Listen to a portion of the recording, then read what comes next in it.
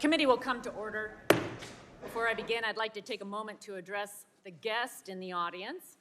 First of all, thank you for coming. We think engaged citizens are welcome and a valuable part of the political process. I do want to remind the guest in the audience that the chair is obliged under the House rules and the rules of the committee to maintain order and preserve decorum in the committee room. I know that we have deep feelings on these issues and that we all may not agree on everything, but I ask that we abide by these rules and be respectful of our audience members, our viewers, and our witnesses. The chair appreciates the audience cooperation in maintaining order as we have a full discussion on these important issues. The chair recognizes herself for 5 minutes for an opening statement. Mr. Chu, you are here because the American people need the truth about the threat TikTok poses to our national and personal security. TikTok collects nearly every data point imaginable, from people's location to what they type and copy, who they talk to, biometric data, and more. Even if they've never been on TikTok, your trackers are embedded in sites across the web. TikTok surveils us all. And the Chinese Communist Party is able to use this as a tool to manipulate America as a whole. We do not trust TikTok will ever embrace American values, values for freedom, human rights, and innovation. TikTok has repeatedly chosen the path for more control, more surveillance, and more manipulation. Your platform should be banned. I expect today you'll say anything to avoid this outcome, like you are 100% responsible for what TikTok does, that you suddenly endorse a national data privacy standard, that Project Texas is more than a marketing scheme, that TikTok doesn't harm our innocent children, or that your ties to the Chinese Communist Party through ByteDance is just a myth. We aren't buying it. In fact, when you celebrate the 150 million American users on TikTok, it emphasizes the urgency for Congress to act. That is 150 million Americans that CCP can collect sensitive information on and control what we ultimately see, hear, and believe. TikTok has repeatedly been caught in the lie that it does not answer to the CCP through ByteDance. Today, the CCP's laws require Chinese companies like ByteDance to spy on their behalf. That means any Chinese company must grant the CCP access and manipulation capabilities as a design feature. Right now, ByteDance is under investigation by the DOJ for surveilling American journalists, both digital activity and physical movements through TikTok. We also know that many of your employees still report directly to Beijing. Internal recordings reveal there is a backdoor for China to access user data across the platform. Your employees said, quote, "Everything is seen in China." A gateway to spy is not the only way TikTok and ByteDance can do the bidding of the CCP. TikTok has helped erase events and people China wants the world to forget. It's even censored an American teenager who exposed CCP's genocide and torture of Uyghur Muslims. The facts show that ByteDance is beholden to the CCP, and ByteDance and TikTok are one and the same. TikTok also targets our children. The For You algorithm is a tool for TikTok to own their attention and prey on their innocence. Within minutes of creating an account, your algorithm can promote suicide, self-harm, and eating disorders to children. It encourages challenges for them to put their lives in danger and allows adults to prey on our beautiful, beloved daughters. It's also a portal for drug dealers to sell illicit fentanyl that China has banned, yet is helping Mexican cartels produce, send across our border, and poison our children. In China, the CCP proactively prohibits this type of TikTok content that promotes death and despair to kids. From the data it collects to the content it controls, TikTok is a grave threat of foreign influence in American life. It's been said it's like allowing the Soviet Union the power to produce Saturday morning cartoons during the Cold War, but much more powerful and much more dangerous. Banning your platform will address the immediate threats. Make no mistake, this committee is also looking to the future. America needs to be prepared to stop the next technological tool or weapon China will use for its own strategic gain. We must prevent any app, website, and platform like TikTok from ever spying on Americans again. And we must provide the strongest protections possible for our children. That is why this committee is leading on a national privacy and data security standard. It restricts sensitive American data from reaching our adversaries to begin with, and what big tech and data brokers collect, process, store, and sell. It makes it illegal for any platform to track and target children under 17. Mr. Chu, the committee has requested that TikTok appear before us for a long time. For those we serve, we're glad the day has finally come. Today, the world is watching. ByteDance is watching. The Chinese Communist Party is watching. But the answers you owe are to the American people, a free people who cherish their God-given, unalienable rights to life, liberty, and the pursuit of happiness for all. They deserve the truth. Complete honesty is the standard and the law you are being held to before this committee, as we seek to get answers and a full understanding of what happens at TikTok under your watch. Thank you.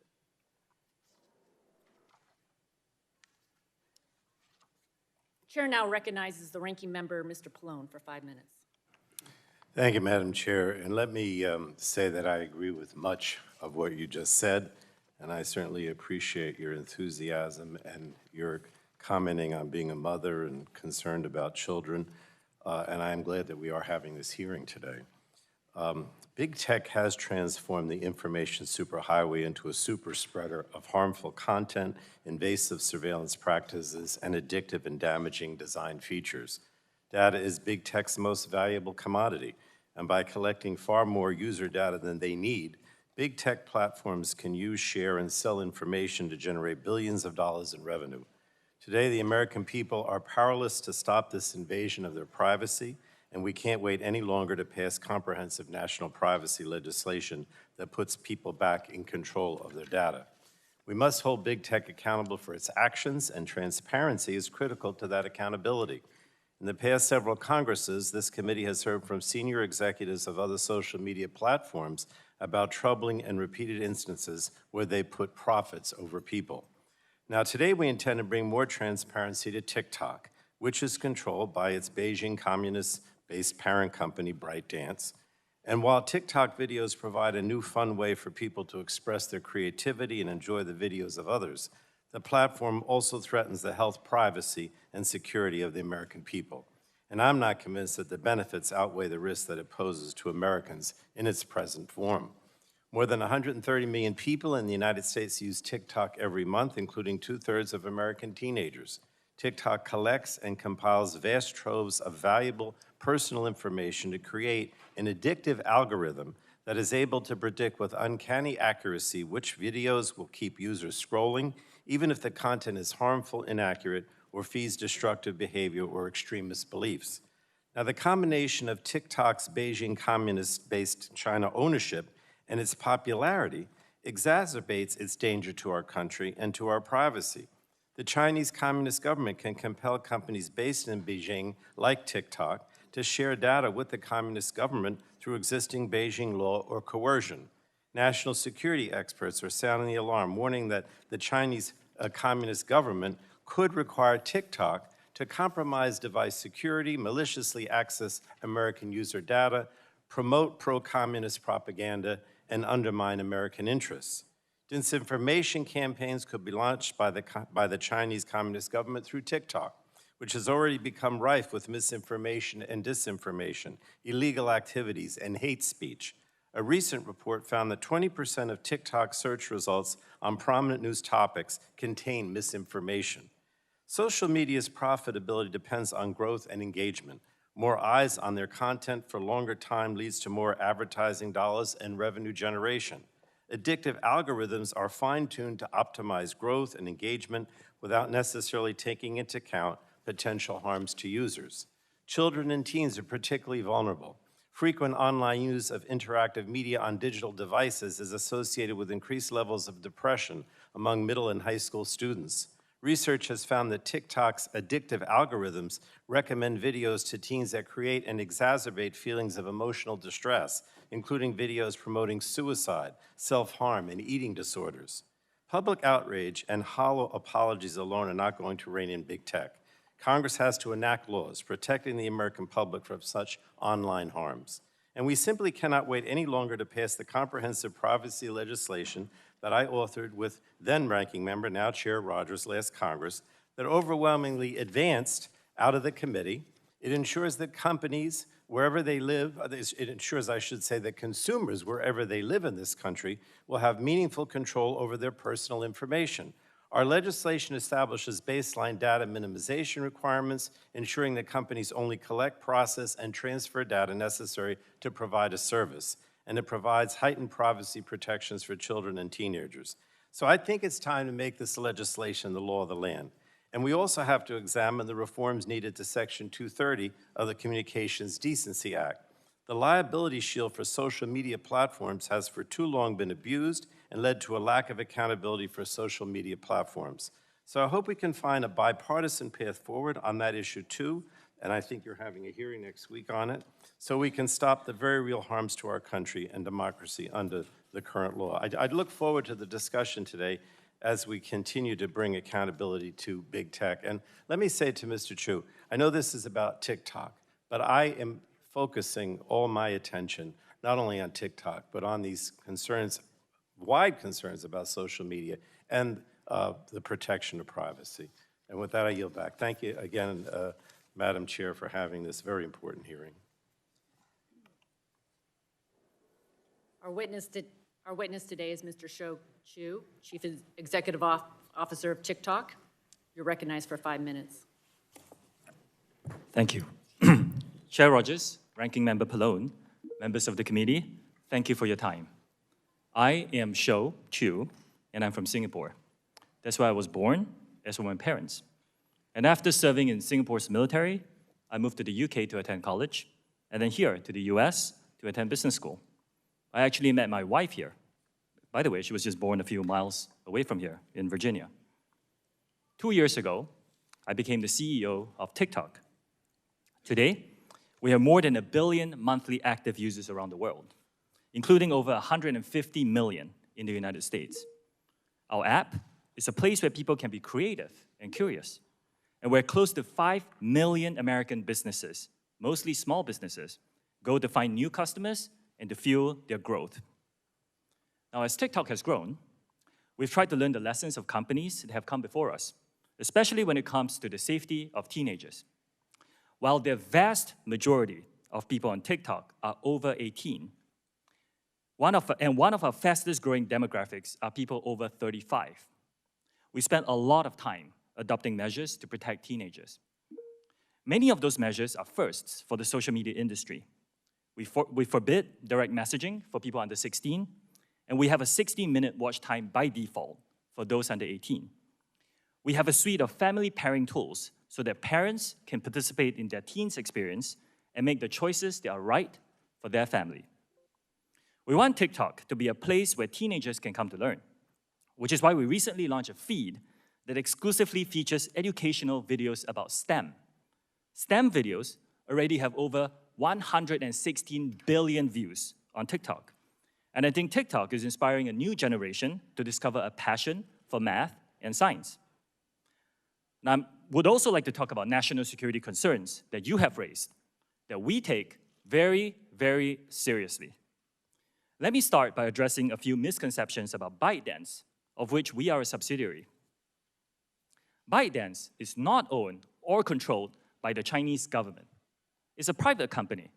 60% of the company is owned by global institutional investors.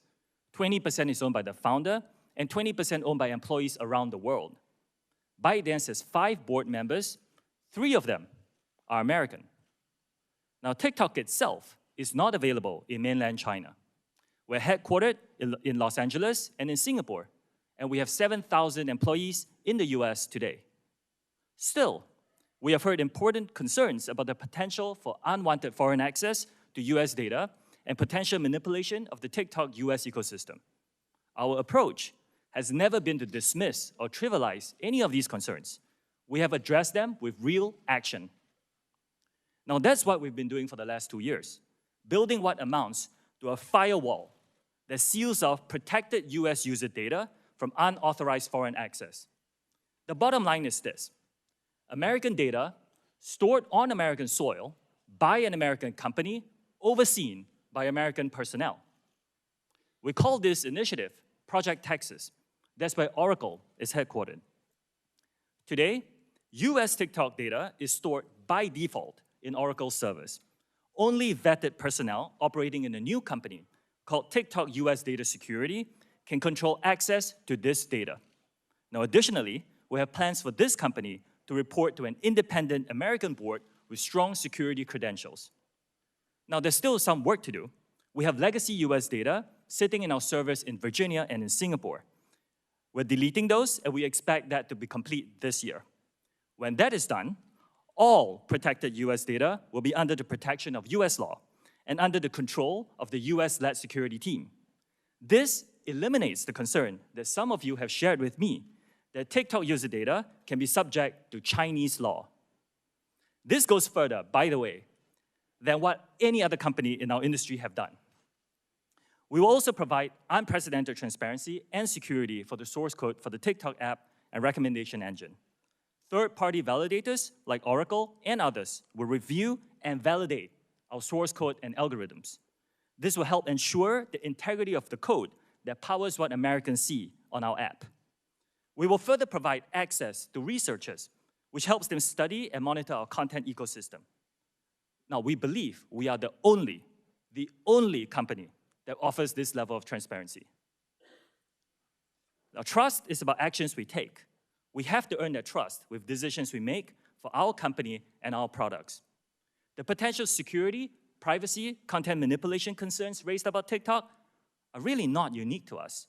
The same issues apply to other companies. We believe what's needed are clear, transparent rules that apply broadly to all tech companies. Ownership is not at the core of addressing these concerns. Now, as I conclude, there are more than 150 million Americans who love our platform, and we know we have a responsibility to protect them, which is why I'm making the following commitments to you and to all our users. Number one, we will keep safety, particularly for teenagers, as a top priority for us. Number two, we will firewall protected US data from unwanted foreign access. Number three, TikTok will remain a place for free expression and will not be manipulated by any government. And fourth, we will be transparent and we will give access to third-party independent monitors to remain accountable for our commitments. I'll be grateful for any feedback that you have, and I look forward to your questions. Thank you very much. As you know, the testimony that you're about to give is subject to Title 18, Section 1001 of the United States Code. As you state in your testimony, ByteDance is TikTok's parent company. Is it accurate to say that you are in regular communication with the CEO of ByteDance, Leon Robo? Chair Rogers, yes, I am in communication with him. Okay. Kelly Zhang is the CEO of ByteDance China, overseeing Douyin, the Chinese version of TikTok. Are you in regular communication with Kelly? I'm not in regular communication with her.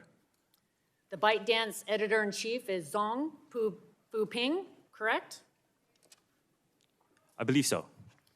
And Wu Shugang is Beijing ByteDance technology board member and also an official of the Cyberspace Administration in China. Is this correct? I believe so. They are not in the right... Thank you. All of these individuals work or affiliated with the Chinese Communist Party, are at the highest levels of leadership at ByteDance, a company where you previously served as the chief financial officer and where you regularly communicate with their CEO. TikTok has told us that you weren't sharing data with the CCP, but leaked audio from within TikTok has proven otherwise. TikTok told us that you weren't tracking the geolocation of American citizens. You were. TikTok told us you weren't spying on journalists. You were. In your testimony, you state that ByteDance is not beholden to the CCP.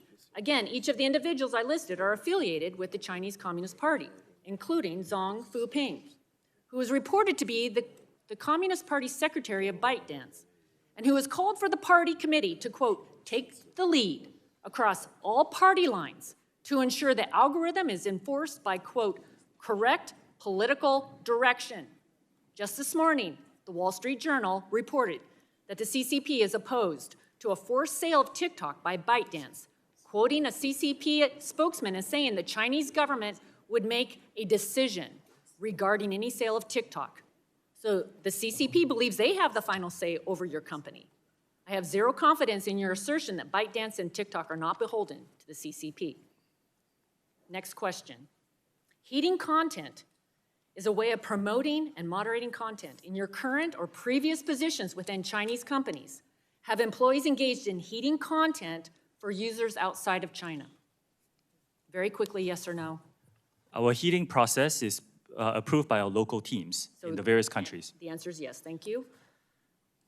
Have any moderation tools been used to remove content on TikTok associated with the Uyghur genocide? Yes or no?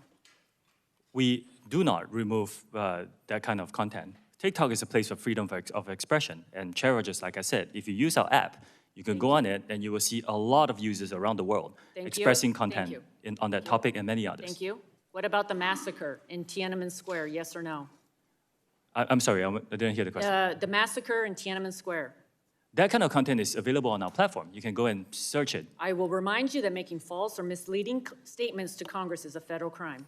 I understand. Again, if you go on our platform, you will find that question. content. Okay, thank you. Reclaiming my time, can you say with 100% certainty that ByteDance or the CCP cannot use your company or its divisions to heat content to promote pro-CCP messages for an act of aggression against Taiwan? We do not promote or remove content at the request of the Chinese government. The question is, we will replace. The question is, are you 100% certain that they cannot use your company to promote such messages? It is our commitment to this committee and all our users that we will keep this free from any manipulation by any government. If you can't say 100% certain, I take that as a no. As I previously referenced, TikTok spied on American journalists. Can you say with 100% certainty that neither ByteDance nor TikTok employees can target other Americans with similar surveillance techniques? Chair Rogers, I first of all disagree with the characterization that is spying. It was an internal investigation. Yes or no? Can you do surveillance of other Americans? We will protect the U.S. user data and fire it all from all unwanted foreign access. It's a commitment that we've given to the committee. So I guess my question is, I wanted to hear you say with 100% certainty that neither ByteDance nor TikTok employees can target other Americans with similar surveillance techniques as you did with the journalists. Again, I don't disagree with the characterization is surveillance, and we have given our commitments, Chair Rogers. The 4 commitments, I think it's our commitment that we will not be influenced by any government on these issues. DOJ is investigating this surveillance right now. To the American people watching today, hear this: TikTok is a weapon by the Chinese Communist Party to spy on you, manipulate what you see, and exploit for future generations. A ban is only a short-term way to address TikTok, and a data privacy bill is the only way to stop TikTok from ever happening again in the United States. I yield back. I now yield to the ranking member for 5 minutes. Thank you, Madam Chair. Let me just start out by saying, Mr. Chu, that I don't find what you suggested with Project Texas and this firewall that's being suggested to whoever will be acceptable to me. In other words, you know, I still believe that the Beijing Communist government will still control and have the ability to influence what you do. And so this idea, this Project Texas, is simply not acceptable. According to a recent report, TikTok is on target to make between $15 and $18 billion in revenue this year. Is that an accurate forecast? Congressman, as a private company, we are not sharing our I revenue thought numbers that's what you would publicly. say. How much money will TikTok make by delivering personalized advertisements just to your users in the United States? Will you give me that information? Again, Congressman, respectfully, as a I private thought company, that's we're what not you would disclosing say. that. Look, the impression you're giving, and I know, I can understand why you're trying to give that impression, is that, that you're just performing some kind of public service here, right? I mean, this is a benign company that's just performing a public service. Maybe that's not what you're saying, but I don't buy it, right? My concern here is primarily about the privacy issue, the fact that TikTok is making all kinds of money by gathering private information about Americans that they don't need for their business purposes, and then they sell it. And I mentioned this legislation that the chair and I have that would minimize data collection and make it much more difficult for TikTok and other companies to do that. So if you want to make some commitments today, I'll ask you to make some commitments with regard to this legislation. And, you're going to tell me, well, the bill isn't passed, and so therefore I don't have to do it. But, you say you're benign, you want to do good things for the public. So let me ask you, why not, what about a commitment that says that you won't sell the data that you collect? Would you commit to that, not selling the data you collect? Congressman, I believe we don't sell data to any data brokers. You don't sell to anyone. We don't sell data to data brokers. I didn't ask you data brokers. You sell it to anyone. In other words, under our bill, you can only use the data for your own purposes, not to sell it to anyone. Would you commit to not selling your data to anyone? Congressman, I actually am in support of some rules around I didn't privacy. ask you whether the rules. I asked you whether the company, TikTok, would commit to not selling its data to anyone and just using it for its own purposes internally. I can get back to you on the details of that. Get back to me. All right. Another thing that's in our bill says that we would prohibit targeting marketing to people under the age of 17. Would you be willing to agree to prohibit targeted marketing to people, Americans under the age of 17? Congressman, we have actually stricter rules for advertisers in terms of what they can show to our So users do you under the age of 18. would you be willing to prohibit targeted marketing to those under 17? That's what's in our bill. I understand that there's some talk and some legislation around the country. Well, We're again, I'm studying not this. interested. I wanted you to make that commitment without the legislation. Since you say you're a good company, you want to do good things, why not? It's something we can look into and get back to you. Okay, I appreciate that. Okay, we also have in our bill a requirement of heightened protection for sensitive data, particularly location and health data. Would you commit to not gathering or dealing with location or health data unless you get affirmative consent from the consumer? In other words, under our bill, those are categorized as sensitive, and unless the person specifically says, I want you to collect that data, you wouldn't be able to, location and health data. Would you commit to that? Congressman, in principle, I support that. Which, by the way, we do not collect precise GPS data at this point, and I do not believe we collect any health data. All right, so would you be willing to make that commitment that from now on you won't collect location and health data without, you're saying at all? Is that Congressman, a commitment? this is data that's frequently collected by many other companies in our industry. I know other companies do it. I don't think they should without affirmative consent. You said you want to be a good actor, so why not make that commitment to me today? We're committed to be very transparent with our users about what we collect. I don't believe what we collect is more than most players in the industry. My problem here is you're trying to give the impression that you're going to move away from Beijing and the Communist Party. You're trying to give the impression that you're a good actor. But the commitments that we would seek to achieve those goals are not being made today. They're just not being made. You're going to continue to gather data. You're going to continue to sell data. You're going to continue to do all these things and continue to be under the aegis of the Communist Party through your organization that owns you. So, in any case, thank you, Madam Chair. Gentleman yields back. Chair now recognizes the gentleman from Texas, Mr. Burgess, for 5 minutes. I thank the chair.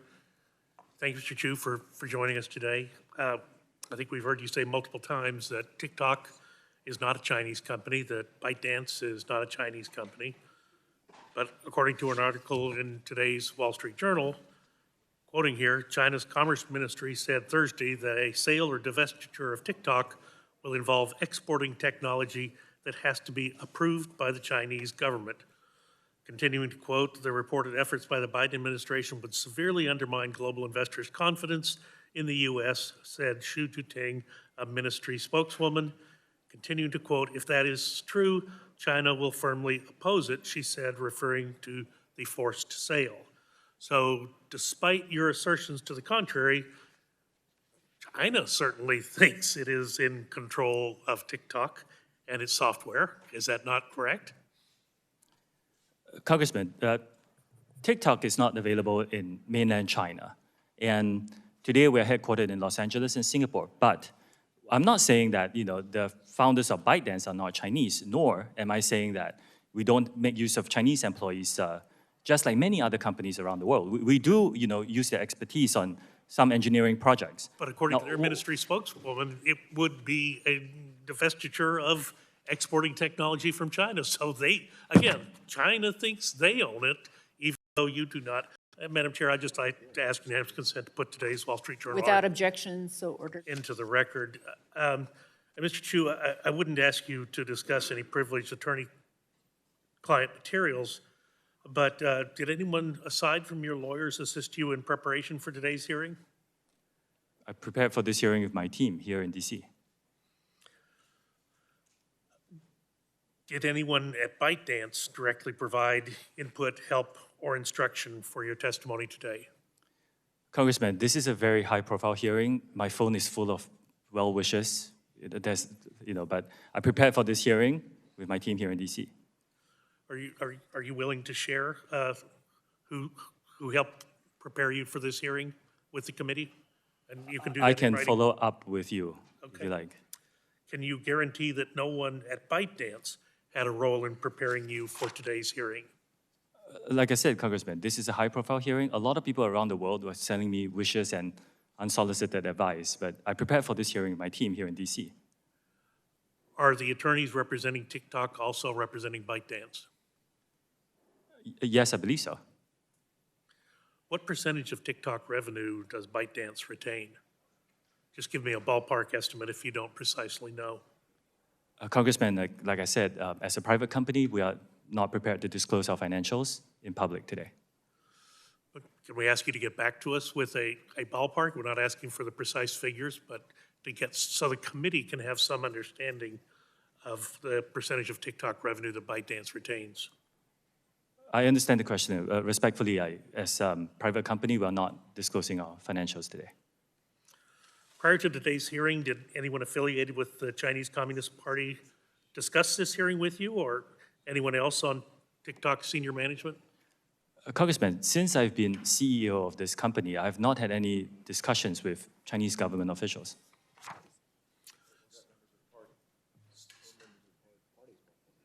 So but what about the Chinese Communist Party itself? Have any of those officials discussed this with you? Like I said, I have not had any discussion with Chinese government officials. I don't know the political affiliation of everybody I speak to, so I can't verify the statement. Let me ask you a question in a different direction. A few weeks ago, this committee had a field hearing down in McAllen, Texas, and it was on the issue of fentanyl and illegal immigration.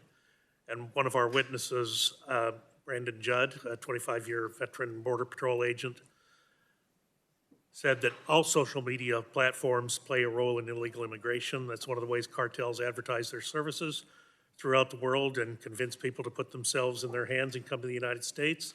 The cartels all use social media platforms. Are you aware of this phenomenon?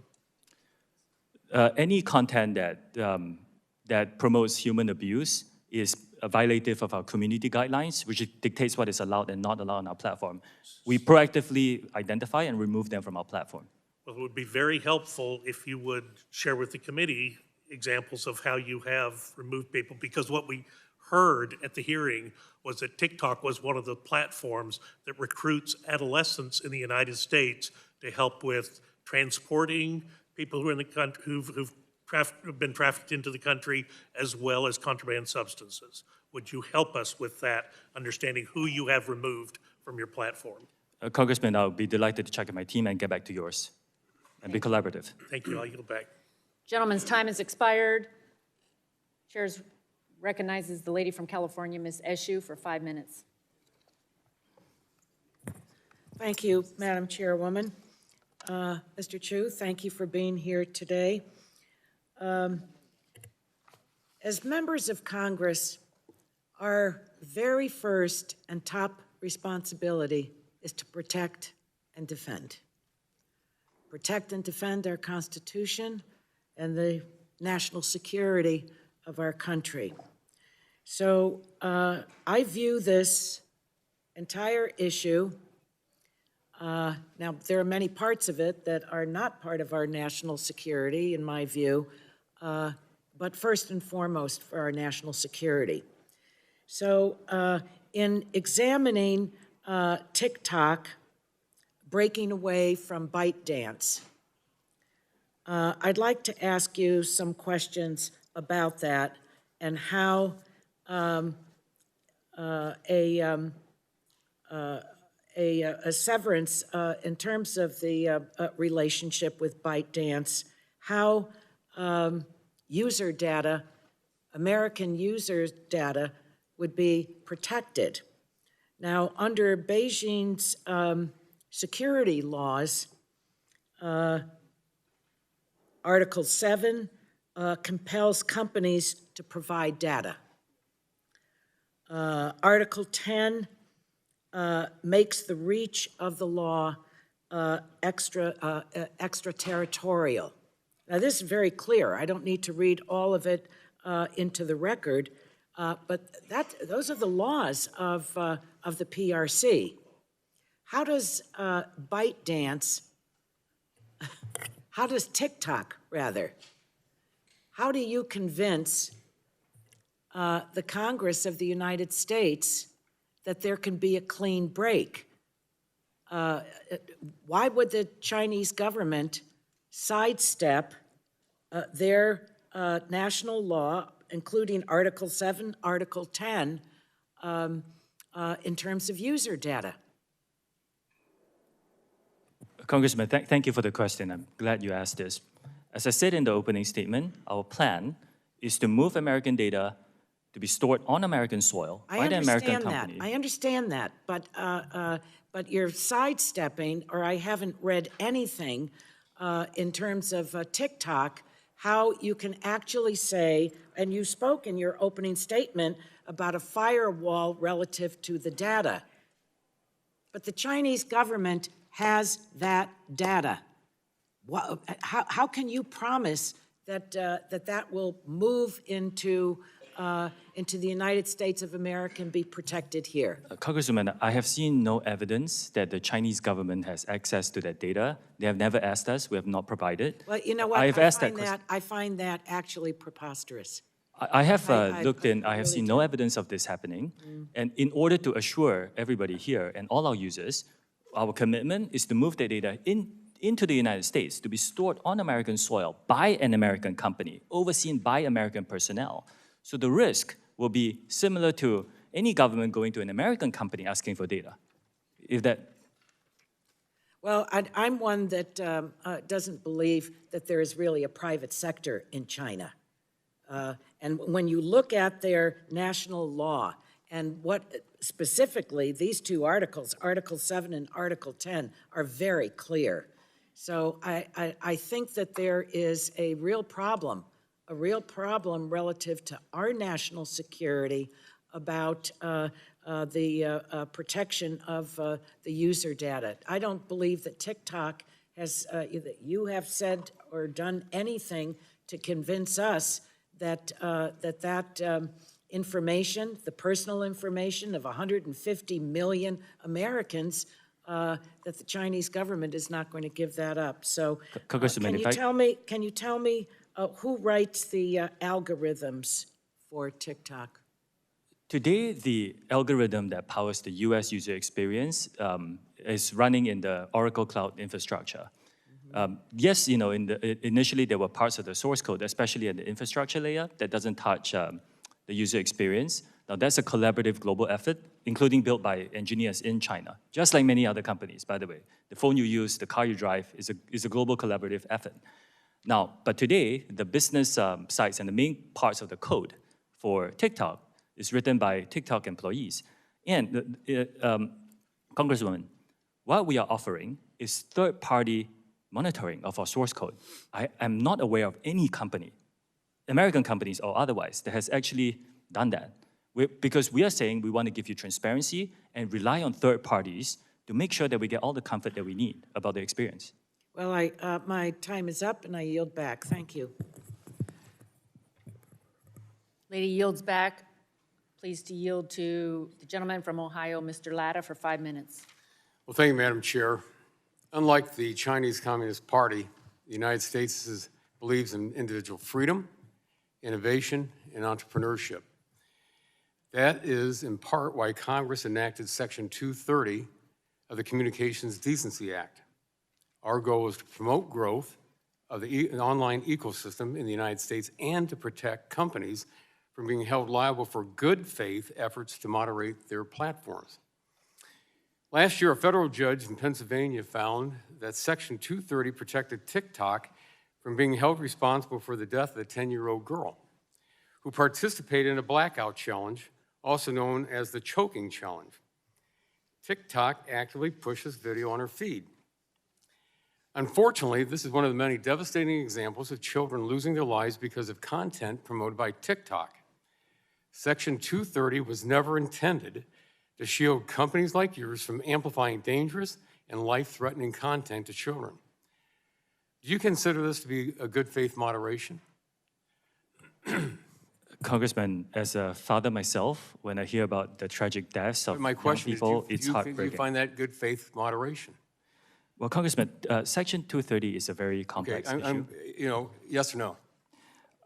We are very focused on safety, and all these dangerous I'm gonna have to challenges assume are that as a removed when no. we find them. Do you believe TikTok deserves this liability protection? I'm sorry, Congressman. Do you believe that TikTok deserves this liability protection under Section 230? Congressman, as you pointed out, 230 has been very important for freedom of expression on the internet. It's one of the commitments we have given to this committee and our users, and I do think it's important to preserve that. But companies should be raising the bar on safety. Let me follow I up. really agree Let with me that. just follow up real quickly from your own testimony. When you told us and you repeated it, we'll keep safety, particularly for teenagers, a top priority for us. And you're saying you're making that following commitment. Why did you have to wait till now to make that following commitment now and not having done it before when this 10-year-old lost her life? Congressman, I'm reiterating the commitment Okay. internally in all my priorities, which is public to my employees. Okay, this Safety has always been a priority. This company is a picture-perfect example of why this committee in Congress needs to take action immediately to amend Section 230. When we recently met, I asked you if the Chinese Communist Party can currently access user data, and you did not have a clear answer. So today I want to follow up. You heard it a little bit, but I want to be absolutely sure of this answer. Are employees of ByteDance subject to Chinese law, including the 2017 National Intelligence Law, which requires any organization or citizen to support, assist, and cooperate with state intelligence work in accordance with the law? Like many companies, including many American companies, we rely on the global workforce, including engineers in China. Okay, but no, yes or no? So Yes. in the past, yes. I'm In sorry? the past, yes, but we are building Project Texas, and we're committing the firewall of all protected data from unwanted foreign access. Taking that as a yes because, again, on your Article 7, the Article 7 of the 2017 National Intelligence Law, which I just said, because it says, in addition, as was asked a little bit earlier, the 2014 counter-espionage law states that when the state security organ investigates and understands the situation of espionage and collect relevant evidence, the relevant organizations and individuals, it does not say may, it says shall provide it truthfully and may not refuse. Yes or no? Do any ByteDance employees in China, including engineers, currently have access to U.S. user data? Today, all U.S. user data is stored by default in the Oracle Cloud infrastructure, and That's the access to question. that The is question controlled do any by American ByteDance personnel. employees in China, including engineers, currently have access to U.S. data? Congressman, I would appreciate, because this is a complex topic. Today, all data is Yes, stored yes or by no? No, it's default. not that complex. Yes or no, do they have access to user data? After Project Texas is done, the answer is no. Today, there is Yeah, still so some you're data saying that we need yes, to delete but we've heard from already Virginia from the and ranking member that he doesn't really see that Project Texas is going to be useful. So I think I'm taking that as a no because, again, the question is what came to come up earlier, that on December the 22nd of last year, when ByteDance confirmed some of its Chinese employees had accessed TikTok data to monitor and track the physical location of journalists. So I took that as a yes from an earlier answer. You know, earlier this week, you posted a TikTok video asking American users to mobilize in support of your app and oppose the potential U.S. government action to ban TikTok in the United States. Based on the established relationship between your company and the Chinese Communist Party, it's impossible for me to conclude that the video is anything different than the type of propaganda that the CCP requires Chinese companies to push on its citizens. Now I yield back. Yields back. Chair recognizes the lady from Colorado, Ms. DeGette, for 5 minutes. Thank you, Matt. Thank you very much, Madam Chair. Mr. Chu, like my colleagues, I'm concerned about the influence of China on TikTok and what that does for U.S. users. But I'm also concerned about how the content in TikTok is being distributed, particularly to young people. This is not a problem unique to TikTok, but TikTok has 150 million users in the United States. And so I think you'll agree that TikTok has a particular responsibility to monitor content to make sure that it's safe and accurate. Would that be fair to say? Yes, I agree with that. So, you know, I know you said in your opening statement there's a ban or limited for kids under 13 and under 18 and so on. But I know it won't be news for you that computer-savvy kids actually can bypass some of those restrictions quite frequently, and they can do it even if they have parental oversight. And so what I want to ask you is rather than putting the burden on young people and parents to accurately put in the birth date and so on when registering for TikTok, I want to ask you what TikTok can do to make sure to monitor this content. And I want to give you some examples of some of the extreme content. Mr. Latta talked about the blackout challenge and some of the dangers to young people's safety, but there's also extreme content around healthcare information. In one study, 13 out of 20 results for the question, does mugwort induce abortion? It talked about herbal so-called abortifacients like papaya seeds, which don't work. And so if people searching for information on safe abortions went on TikTok, they could get devastatingly incorrect information. Another study showed that TikTok had a hydroxychloroquine tutorial on how to fabricate this from grapefruit. Now, there's two problems with that. Number one, hydroxychloroquine is not effective in treating COVID, so that's one issue. The second issue is you can't even make hydroxychloroquine from grapefruit. So again, this is a really serious miscommunication about healthcare information that people looking at TikTok are able to get, and in fact, it's being pushed out to them. So I want to know from you, and I will give you time to answer this. You have current controls, but the current controls are not working to keep this information, mainly from young people, but from Americans in general. What more is TikTok doing to try to strengthen its review to keep this information from coming across to people? Thank you for the question, Congresswoman. The dangerous misinformation that you mentioned is not allowed on our platform. It violates them. I'm sorry to report it is on your platform, though. Congresswoman, I don't think I can sit here and say that we are perfect in doing this. We do work very hard. So how can you make yourself more perfect? I don't want you to say it's not there or you apologize. What can you do to limit it as much as possible, more than what you're doing now? We invest a significant amount in our content moderation work. I shared that number in my written I know testimony. you're investing, Yes. but what steps are you taking to improve the AI or whatever else you're doing to limit this content? For example, if you search for certain search terms, we do direct you on TikTok to safety resources. That's one of the things we have done. We will continue to invest in this. I recognize and fully align with you that this is a problem that faces our industry, that we need to really invest and address. This, I'm very in alignment. The vast majority of our users come to our platform for entertaining, safe content, but there are people who do spout some dangerous misinformation, and we need to take that very seriously, invest in it, proactively identify it, and remove it from our platform. Okay, I'm going to stop you right now. I asked you specifically how you're trying to increase your review of this, and you gave me only generalized statements that you're investing, that you're concerned, that you're doing more. That's not enough for me. That's not enough for the parents of America. I'm going to ask you to supplement your testimony and have your experts tell me what you're doing to make this a higher level of scrutiny, not just pablum at a hearing. Thank you. I yield back. Thank you. Lady yields back. Chair recognizes the gentleman from North Carolina, Mr. Hudson, for 5 minutes. Thank you, Chairwoman Morris Rogers, for holding this important hearing. I appreciate the witness, Mr. Shoji Chu, for making yourself available here today.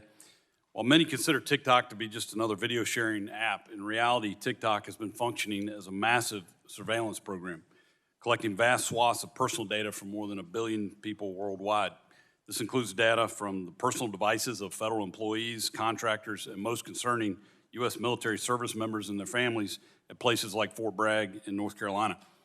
As Fort Bragg's congressman, I have serious concerns about the opportunities TikTok gives the Chinese Communist Party to access the non-public sensitive data of our men and women in uniform. This personal data and location information can be harvested and could be used for blackmail, to conduct espionage, and to possibly even reveal troop movements. While the Department of Defense and most agencies have banned TikTok on government-issued devices, I believe more needs to be done at the command level to urge troops and their dependents to erase the app from the personal devices and keep them off home Wi-Fi. Having an app banned on a device in one pocket but downloaded on your device in the other doesn't make a whole lot of sense to me. I believe Congress and DoD should address the continued use of TikTok on military installations as well as any use that depicts U.S. military operations. Mr. Chu, does TikTok access the home Wi-Fi network? Only if the user turns on the Wi-Fi. I'm sorry, I may not understand the So if I have question. TikTok app on my phone and my phone is on my home Wi-Fi network, does TikTok access that network? It will have to access the network to get connections to the internet, if that's the question. Is it possible then that it could access other devices on that home Wi-Fi network? Congressman, we do not do anything that is beyond any industry norms. I believe the answer to your question is no. It could be technical. Let me get back to you. Okay, I'd appreciate it if you can answer that. I'd like to change directions real quick. Do you receive personal employment, salary, compensation, or benefits from ByteDance? Yes, I do. What is your salary from ByteDance? Congressman, if you don't mind, I would prefer to keep my compensation private. Okay. Do you personally have any company shares or stock in ByteDance or Douyin? Congressman, if you don't mind, I would like to keep my personal assets private. Is TikTok the company your only source of employment compensation? Where's your other source of income outside of TikTok? It's my only source of compensation. Do you have any financial debts or obligations to ByteDance, Douyin, or any other ByteDance affiliated entity? Personally? No, I do not. Does your management team receive separate salary, compensation, or benefits from ByteDance? We receive salaries from the entities that we are employed in, but we do share in the employee stock option plan that is available from the ByteDance top company. So your primary salary comes from TikTok, but you have other compensation that comes directly from ByteDance? You can characterize it as that, yes.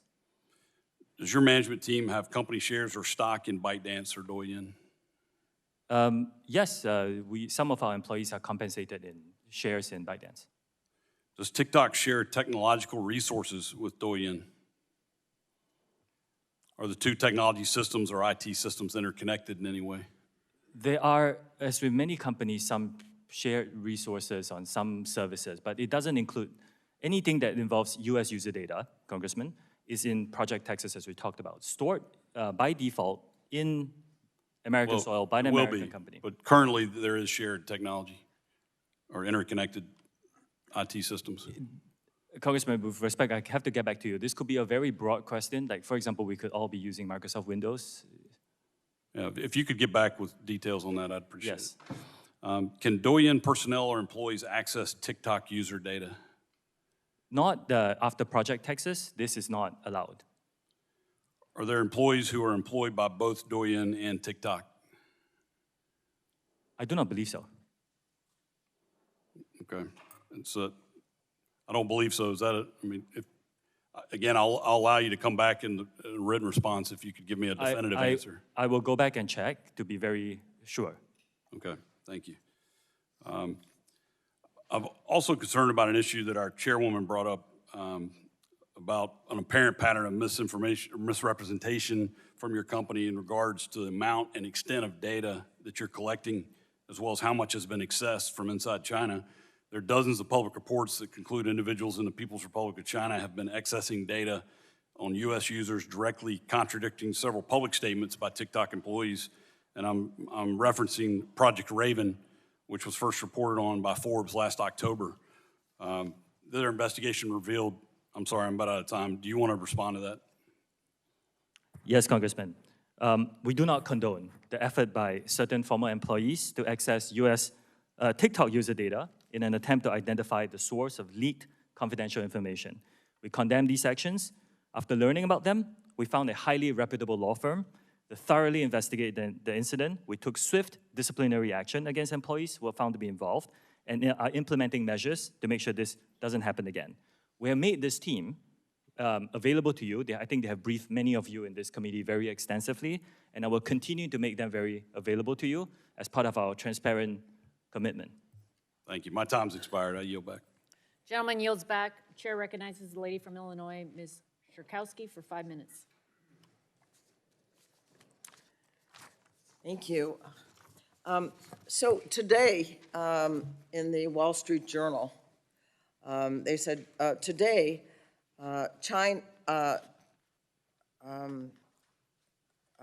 China's commerce minister said that China opposes the sale of TikTok because it would involve exporting China's technology and would, and this is the important part, and would need to be approved by the Chinese government. Would need to be approved by the Chinese government. So all of what you've been saying about the distance between TikTok and China has been said to be not true in the paper today, and I would like to see what you have to say in response. Congresswoman, I do disagree with that characterization. I think we have designed Project Texas to protect US user interests and to move forward here in the US. Again, it's the protections of storing American data on American soil by an American company looked after by American personnel. And I do not think that our commitments to this committee and all our users is impacted by any event that you mentioned. Now, the whole discussion on this, the resolution of this is an ongoing and developing event. So we will continue to pay attention to this, and we'll get back to you when we have more specifics. So but my commitment stands. Yeah. Okay, so if it's an ongoing debate, apparently with China, so it's hard to say with any certainty that China would not have any influence. But let me ask another question. Last fall, along with Gus Bilirakis, who were chair and co-chair of the subcommittee together, were told that TikTok had surveilled, was involved in surveillance of users, very personal information. And you might say, well, not more than other companies, and I agree with Ranking Member Pallone that I really don't want to go by that standard particularly, but that TikTok's in-app browser surveilled everything from Americans, including passwords and credit card numbers, et cetera. So I just want to ask you if TikTok did track and collect this sensitive data that Americans don't want to have disclosed. Congressman, thank you. I'm glad you asked this question because, like you pointed out, we actually do not believe we collect more data than any other social media company out there. A lot of these reports, and we can talk about which specific one you're talking about, a lot of them are not that accurate. Some of them we have actually gotten in touch with the authors to help them understand the data that we're collecting. A lot of it is speculation. You know, this is something they could do. But if you look at the subtext, this is something that every company could do. I'm running out of time.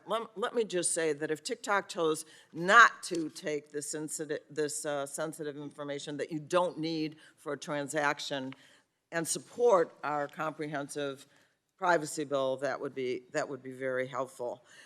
The other thing I wanted to ask, so really this is a yes or no, that does TikTok share user information from companies, from parent companies, from affiliated, or send user information to overseas? In the past, yes, for interoperability purposes. Now, after Project Texas, all protected U.S. data will be stored here with the access controlled by a special team of U.S. personnel. Again, Congresswoman, this is something that, as far as I understand, no other company, including American companies, are willing to go. So maybe this is something that we can ask the industry to provide, not just us, to protect U.S. In the user case of interests. sharing information, I do want to quote from employees that you had, and here's the quote, everything is seen in China, is really what they said. People who were in touch with the sensitive data were saying that. How do you respond to that? I disagree with that statement. Well, I know you disagree with that statement, but my point is, how does that happen that employees of the company are saying that, in fact, that's not true? I cannot speak to, I don't know who this person is, so I cannot speak to what the person has or has not said. What I can say is, you know, based on my position in this company and the responsibility that I have, that statement is just not true. Okay, unfortunately, and I'll close, I guess I'm over my time, we need to look into the facts of this, and so do you. And I yield back. Gentlelady yields back. Chair recognizes the lady from Florida, Ms. Kamek, for 5 minutes. Thank you, Madam Chairwoman. Mr. Shou, are you aware of Chinese Communist Party leader Chairman Xi Jinping's comments in May 2021 during a Communist Politburo study session where he instructed colleagues to target different countries, different audiences with short-form video? Are you aware of these comments? Yes or no? Congressman, I'm not aware of these comments. Okay. Well, and as was pointed out by Chairwoman Rogers, you have regular contact with Chinese Communist Party Secretary, Mr. Zhang Fuping, who is your boss at ByteDance, correct? No. No. No, he's Interesting. neither my boss, nor do we have frequent contact. But you have regular contact with ByteDance. With the CEO of ByteDance. Who is, Mr. Zhang Fuping is the He's not. editor-in-chief. He's not the My CEO. colleague, Representative Burgess, a few minutes ago exposed that TikTok and ByteDance share legal teams. You confirmed this, correct? Our general counsel is Yes. an Yes or American no? lawyer, Yes. veteran of Microsoft. Also, my many years. colleague, Representative Latta, confirmed that your parent company, ByteDance, currently can access user data. Yes? We have to be more Yes. specific. Yes. After You Project say- Texas, no. I'm not asking after Project Texas, I'm asking now. Yes. Some user data is public data, Congresswoman, which So means you everybody confirm that. can search What's for it on the interesting internet. to me is that you have used the word transparency over a half a dozen times in your opening testimony and subsequently again in your answers to my colleagues. Yet the interesting thing to me is that ByteDance, your parent company, has gone out of their way to hide an airbrush corporate structure ties to the CCP, the company's founder, and their activities. You can look no further than the fact that ByteDance's website has been scrubbed. In fact, we found web pages from the Beijing Internet Association, the industry association charged with Communist Party building work of internet companies in Beijing. They have been archived, but since deleted. Makes you kind of wonder why. Yes or no, ByteDance is required to have a member of the Chinese government on its board with veto power. Is that correct? No, that is not correct. ByteDance owns some Chinese businesses, and you're talking about a very special subsidiary that is Mr. for Shou, Chinese business Mr. licensing Shou, purposes. I'm going to have to move on. You've said repeatedly that there is no threat, that this is a platform for entertainment and for fun. I have to ask you then, if there is no threat to Americans, if there is no threat to our data, privacy, security, why did an internal memo from TikTok corporate headquarters explicitly coach senior management to, quote, downplay the parent company ByteDance? Why would they say downplay the China Association and downplay AI? This is from an internal memo from your company. Why, if you had nothing to hide, would you need to downplay the association with ByteDance in China? Congresswoman, I have not seen this memo. You can't What I answer can that say- question. Mr. Shou, I'd like to direct your attention to the screen for a short video, if you don't mind.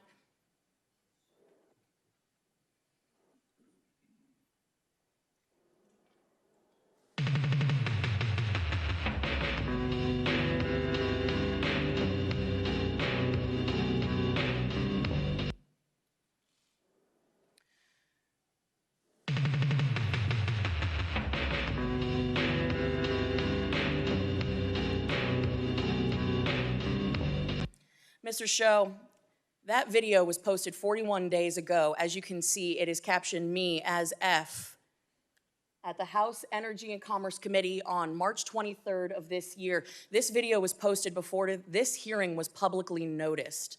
I think that's a very interesting point to raise. But more concerning is the fact that it names this chairwoman by name. Your own community guidelines state that you have a firm stance against enabling violence on or off TikTok. We do not allow people to use our platform to threaten or incite violence or to promote violent extremist organizations, individuals, or acts.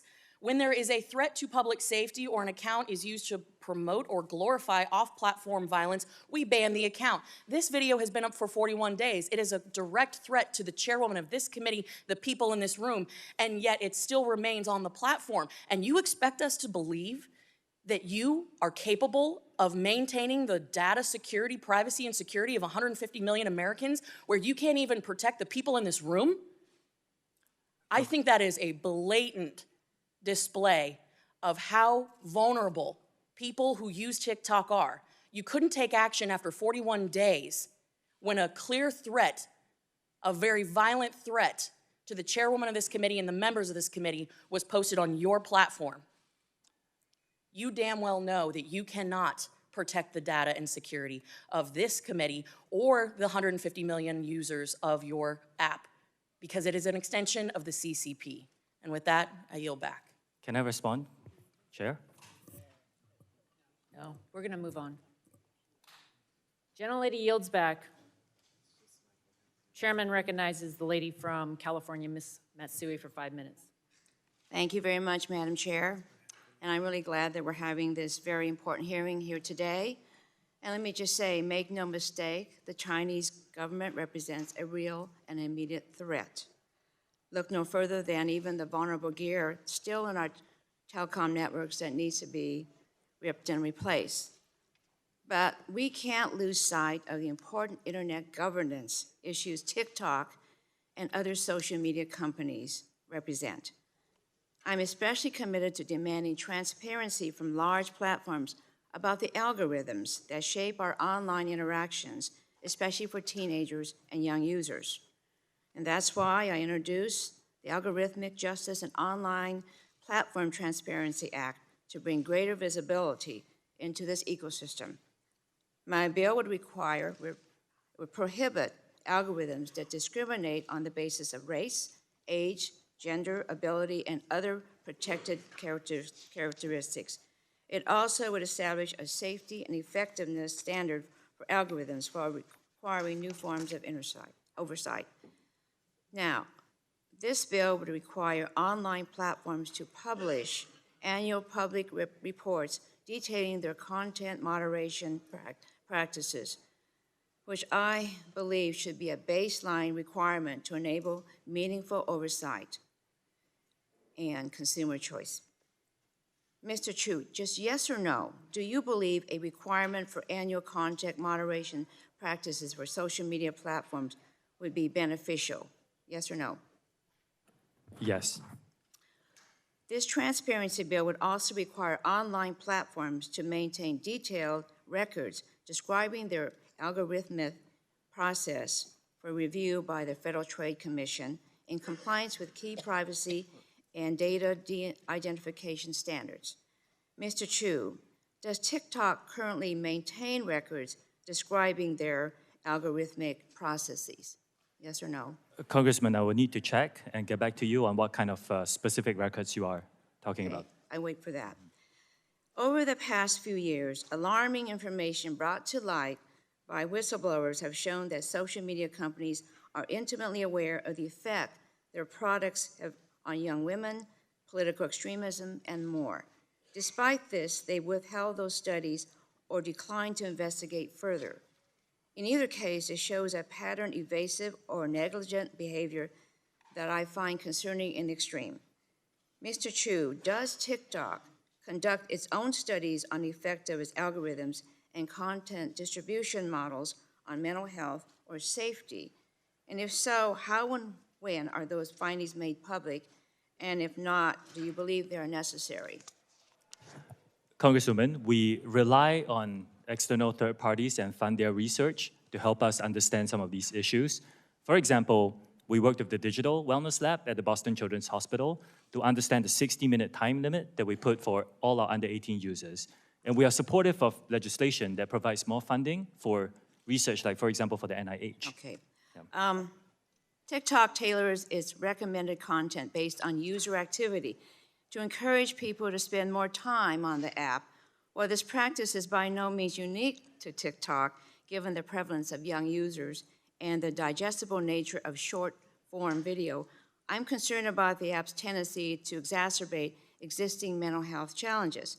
Mr. Chu, does TikTok have different policies for amplifying content that would be related to depression or dieting versus content like gardening and sports? If yes, describe these policy differences. If no, why not? Congresswoman, thank you for that. This is a great question. The answer is yes. We are trying out some policies together with experts to understand certain contents that are not inherently harmful, like extreme fitness, for example, but shouldn't be seen too much. And these are models that we're building, and we are trying to understand, together with experts, how to best implement them across our platform, particularly for younger users, under 18. In cases where users have been engaging with potentially harmful content, I believe it's imperative that the app takes steps to moderate that behavior rather than continuing to promote it. I mean, in a sense, I apologize. About that. I wasn't clear. First, anything that is violative and harmful, we remove. What I meant to say were content that is not inherently harmful. Like some of the extreme fitness videos about people running 100 miles. It's not inherently harmful, but if we show them too much, the experts are telling us that we should disperse them more and make sure that they're not seen too regularly, especially by younger users. So you're very intentional about that then? It's something that we are working on it, yes. Yeah. You're working on it? Yes. Okay. I yield back. Gentle lady yields back. Chair recognizes the gentleman from Florida, Mr. Bill Rockus, for 5 minutes. Thank you, Madam Chair. I appreciate it very much. Thanks for holding this hearing. Mr. Chu, your algorithms have prioritized providing harmful content directly to children, like self-harm challenges and even suicide. Just 3 days ago, Italy opened an investigation into the TikTok over user safety concerns after the so-called French scar challenge went viral on your platform. I know you know about the blackout challenge, which others may know as the choking challenge that encourages children to bring them to the point of unconsciousness or in some cases, tragically, death. If that isn't enough, I want to share the story of Chase Naska, a 16-year-old boy from New York who tragically ended his life a year ago by stepping in front of a train. I want to thank his parents. Again, they are here. I want to thank his parents for being here today and allowing us to show this. Mr. Chu, your company destroyed their lives. Your company destroyed their lives.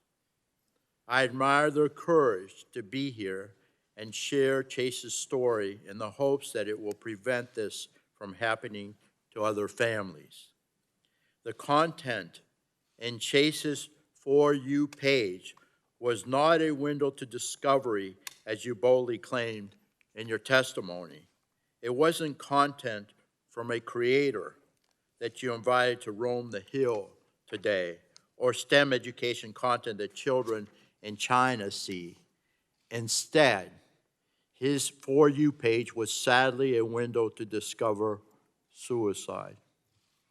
It is unacceptable, sir, that even after knowing all these dangers, you still claim TikTok is something grand to behold. I want you to see what Chase would see. And I think if you want, again, would you share this content with your children, with your two children? Would you want them to see this? And again, I want to warn everyone watching that you may find this content disturbing, but we need to watch this, please. Player tip. You got to kill yourself. Oh, word? Like right now? And then I'm gonna put a shotgun in my mouth and blow the brains out of the back of my head. Cool.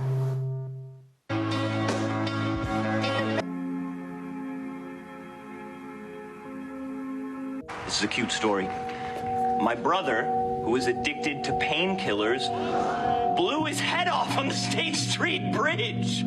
Bam! Now hold on, it gets better. No letter, no goodbye, nothing. Got a question. If I died, would you miss me? Mr. Chu, please. Your technology is literally leading to death. Mr. Chu, yes or no? Do you have full responsibility for your algorithms used by TikTok to prioritize content to its users? Yes or no, please? Congressman, I'll just like to, if respectfully, if you don't mind, I would just like to start by saying it's devastating to hear about the news of, yes, as a father myself, this is sir, tragic. Yes or no? I'll repeat the question. Do you have full responsibility over the algorithms used by TikTok to prioritize content to its users? Yes or no, please? Congressman, we do take these issues very seriously. Yes or no? And we do provide resources for anyone who types in anything that Sir, is suicide yes or related. no? I see you're not willing to answer the question or take any responsibility for your parents' companies, the technology, and the harms it creates. It's just very, very sad. Very sad. It's very sad. This is why Congress needs to enact a comprehensive privacy and data security law to give Americans more control over their information and to protect our children. We must save our children from big tech companies like yours who continue to abuse and manipulate them for your own gain. And I'll yield back, Madam Chair. Gentleman yields back. Chair recognizes the lady from Florida, Ms. Castor, for 5 minutes. Well, thank you, Madam Chair. Colleagues, it is urgent that the Congress pass an online data privacy law that protects the personal privacy of Americans online, and particularly our kids. While this hearing shines a light on TikTok, this hearing also should serve as a call to action for the Congress to act now to protect Americans from surveillance, tracking, personal data gathering, and addictive algorithmic operations that serve up harmful content and has a corrosive effect on our kids' mental and physical well-being. For many years, I've sounded the alarm in this committee of how big tech platforms like TikTok and Facebook and Instagram incessantly surveil, track, gather personal private information, and use it along with data brokers to target and influence our behavior. This is a much broader issue than TikTok in China.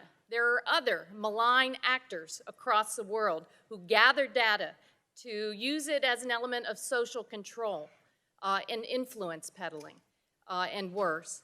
And as I detailed in this committee last year when we passed our online privacy law, the harms to children are very serious and demand swift action. Big tech platforms profit immensely from keeping children addicted. They do not care about the privacy, safety, and health of our kids. They are the modern-day tobacco and cigarette companies that for so long resisted and misled Congress. And it took action by the Congress to actually protect our kids and to outlaw smoking by young people. In early 2020, based upon the growing body of evidence to harm to kids online, I introduced the Kids Privacy Act and the KIDS Act.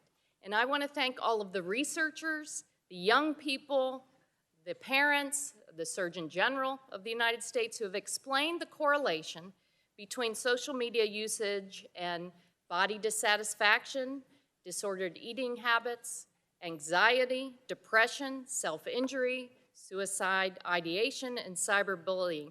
Heck, Frances Haugen, the Facebook whistleblower, was right here and testified to us that Facebook and Instagram conducted research on this topic. They knew and understood the harms, but they continued to elevate profits over the well-being of children. And TikTok does the same.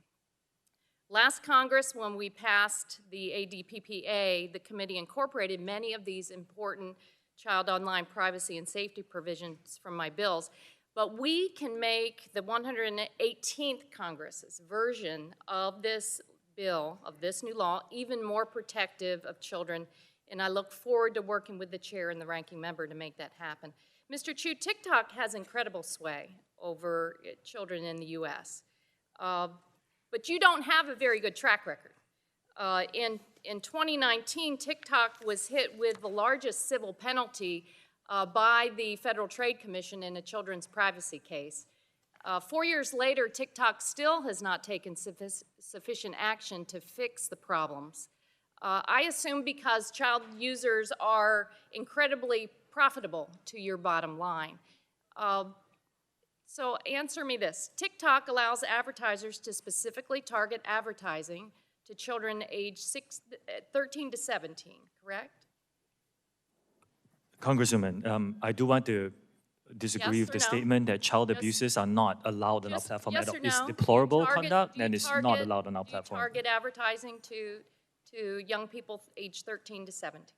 We do serve personalized Okay, thank you. advertising at this point, And but the how policies much are very money- safe for How them. much money does TikTok make selling ads targeted to minors? Congresswoman, can I clarify minors in what age? From just say age 13 to 17. For the teenage population, I want to clarify that we do have a under 13 experience and they have zero advertising on that platform. For And those Well, that's a whole other topic. between 13 and 17, if you don't mind, I'll check into my team and get back to you on those answers. You know, TikTok could be designed to minimize the harm to kids, but a decision was made to aggressively addict kids in the name of profits. And it's our responsibility, members, to act swiftly to address this. This has gone on for too long. We've dilly-dallied too much. This committee, thankfully, we've taken responsibility and acted, but we have an enormous responsibility to act swiftly and get this bill to the floor of the House and passed into law as soon as possible. Thank you. I yield back my time. Gentlelady yields back. Chair recognizes the gentleman from Ohio, Mr. Johnson, for 5 minutes. Thank you, Madam Chair. Mr. Chu, I'm an information technology professional, been doing it for the most of my life. You've been evasive in many of your answers. I'm going to talk to you in some language that maybe you'll better understand, ones and zeros, okay?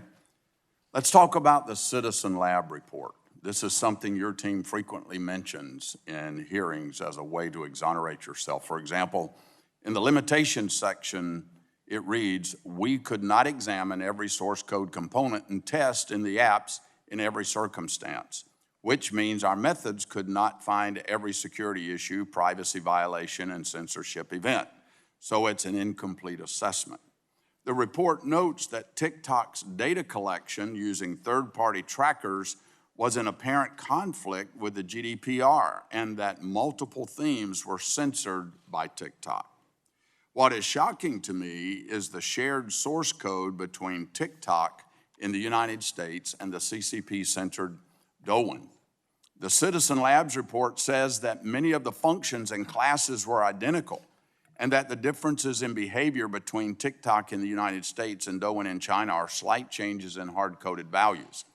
Incredibly, specific censorship parameters from Douyin are present in TikTok, but just turned off.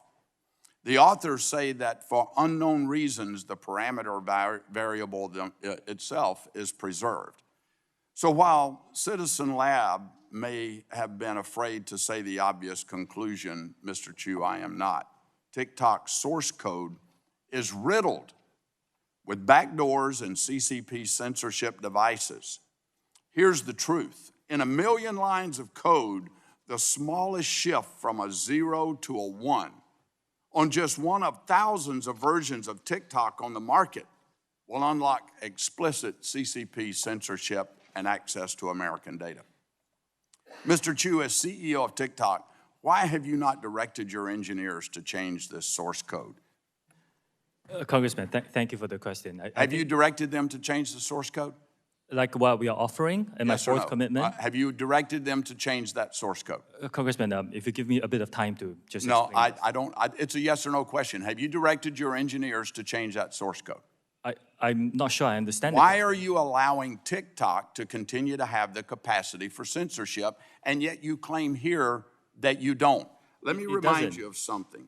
Do you realize that making false and misleading statements to Congress is a federal crime?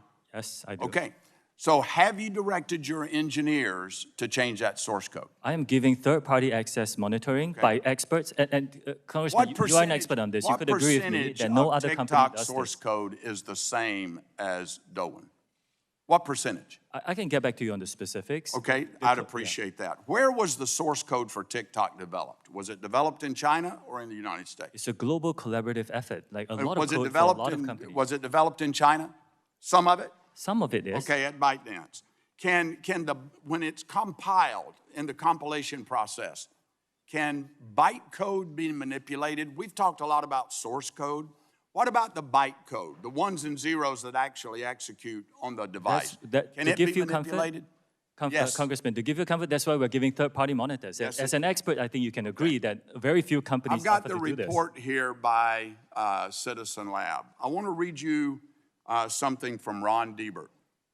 Specifically, in your written testimony to Congress, you stated on page 9, Citizen Lab found that there was no overt data transmission by TikTok to the Chinese government and that TikTok did not contact any servers within China. You implied that Citizen Lab exonerated TikTok from any information sharing with China.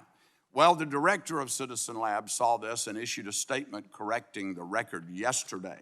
And I'm quoting Ron Diebert, the director of the lab. I am disappointed that TikTok executives continue citing the Citizen Lab's research in their statements to government as somehow exculpatory.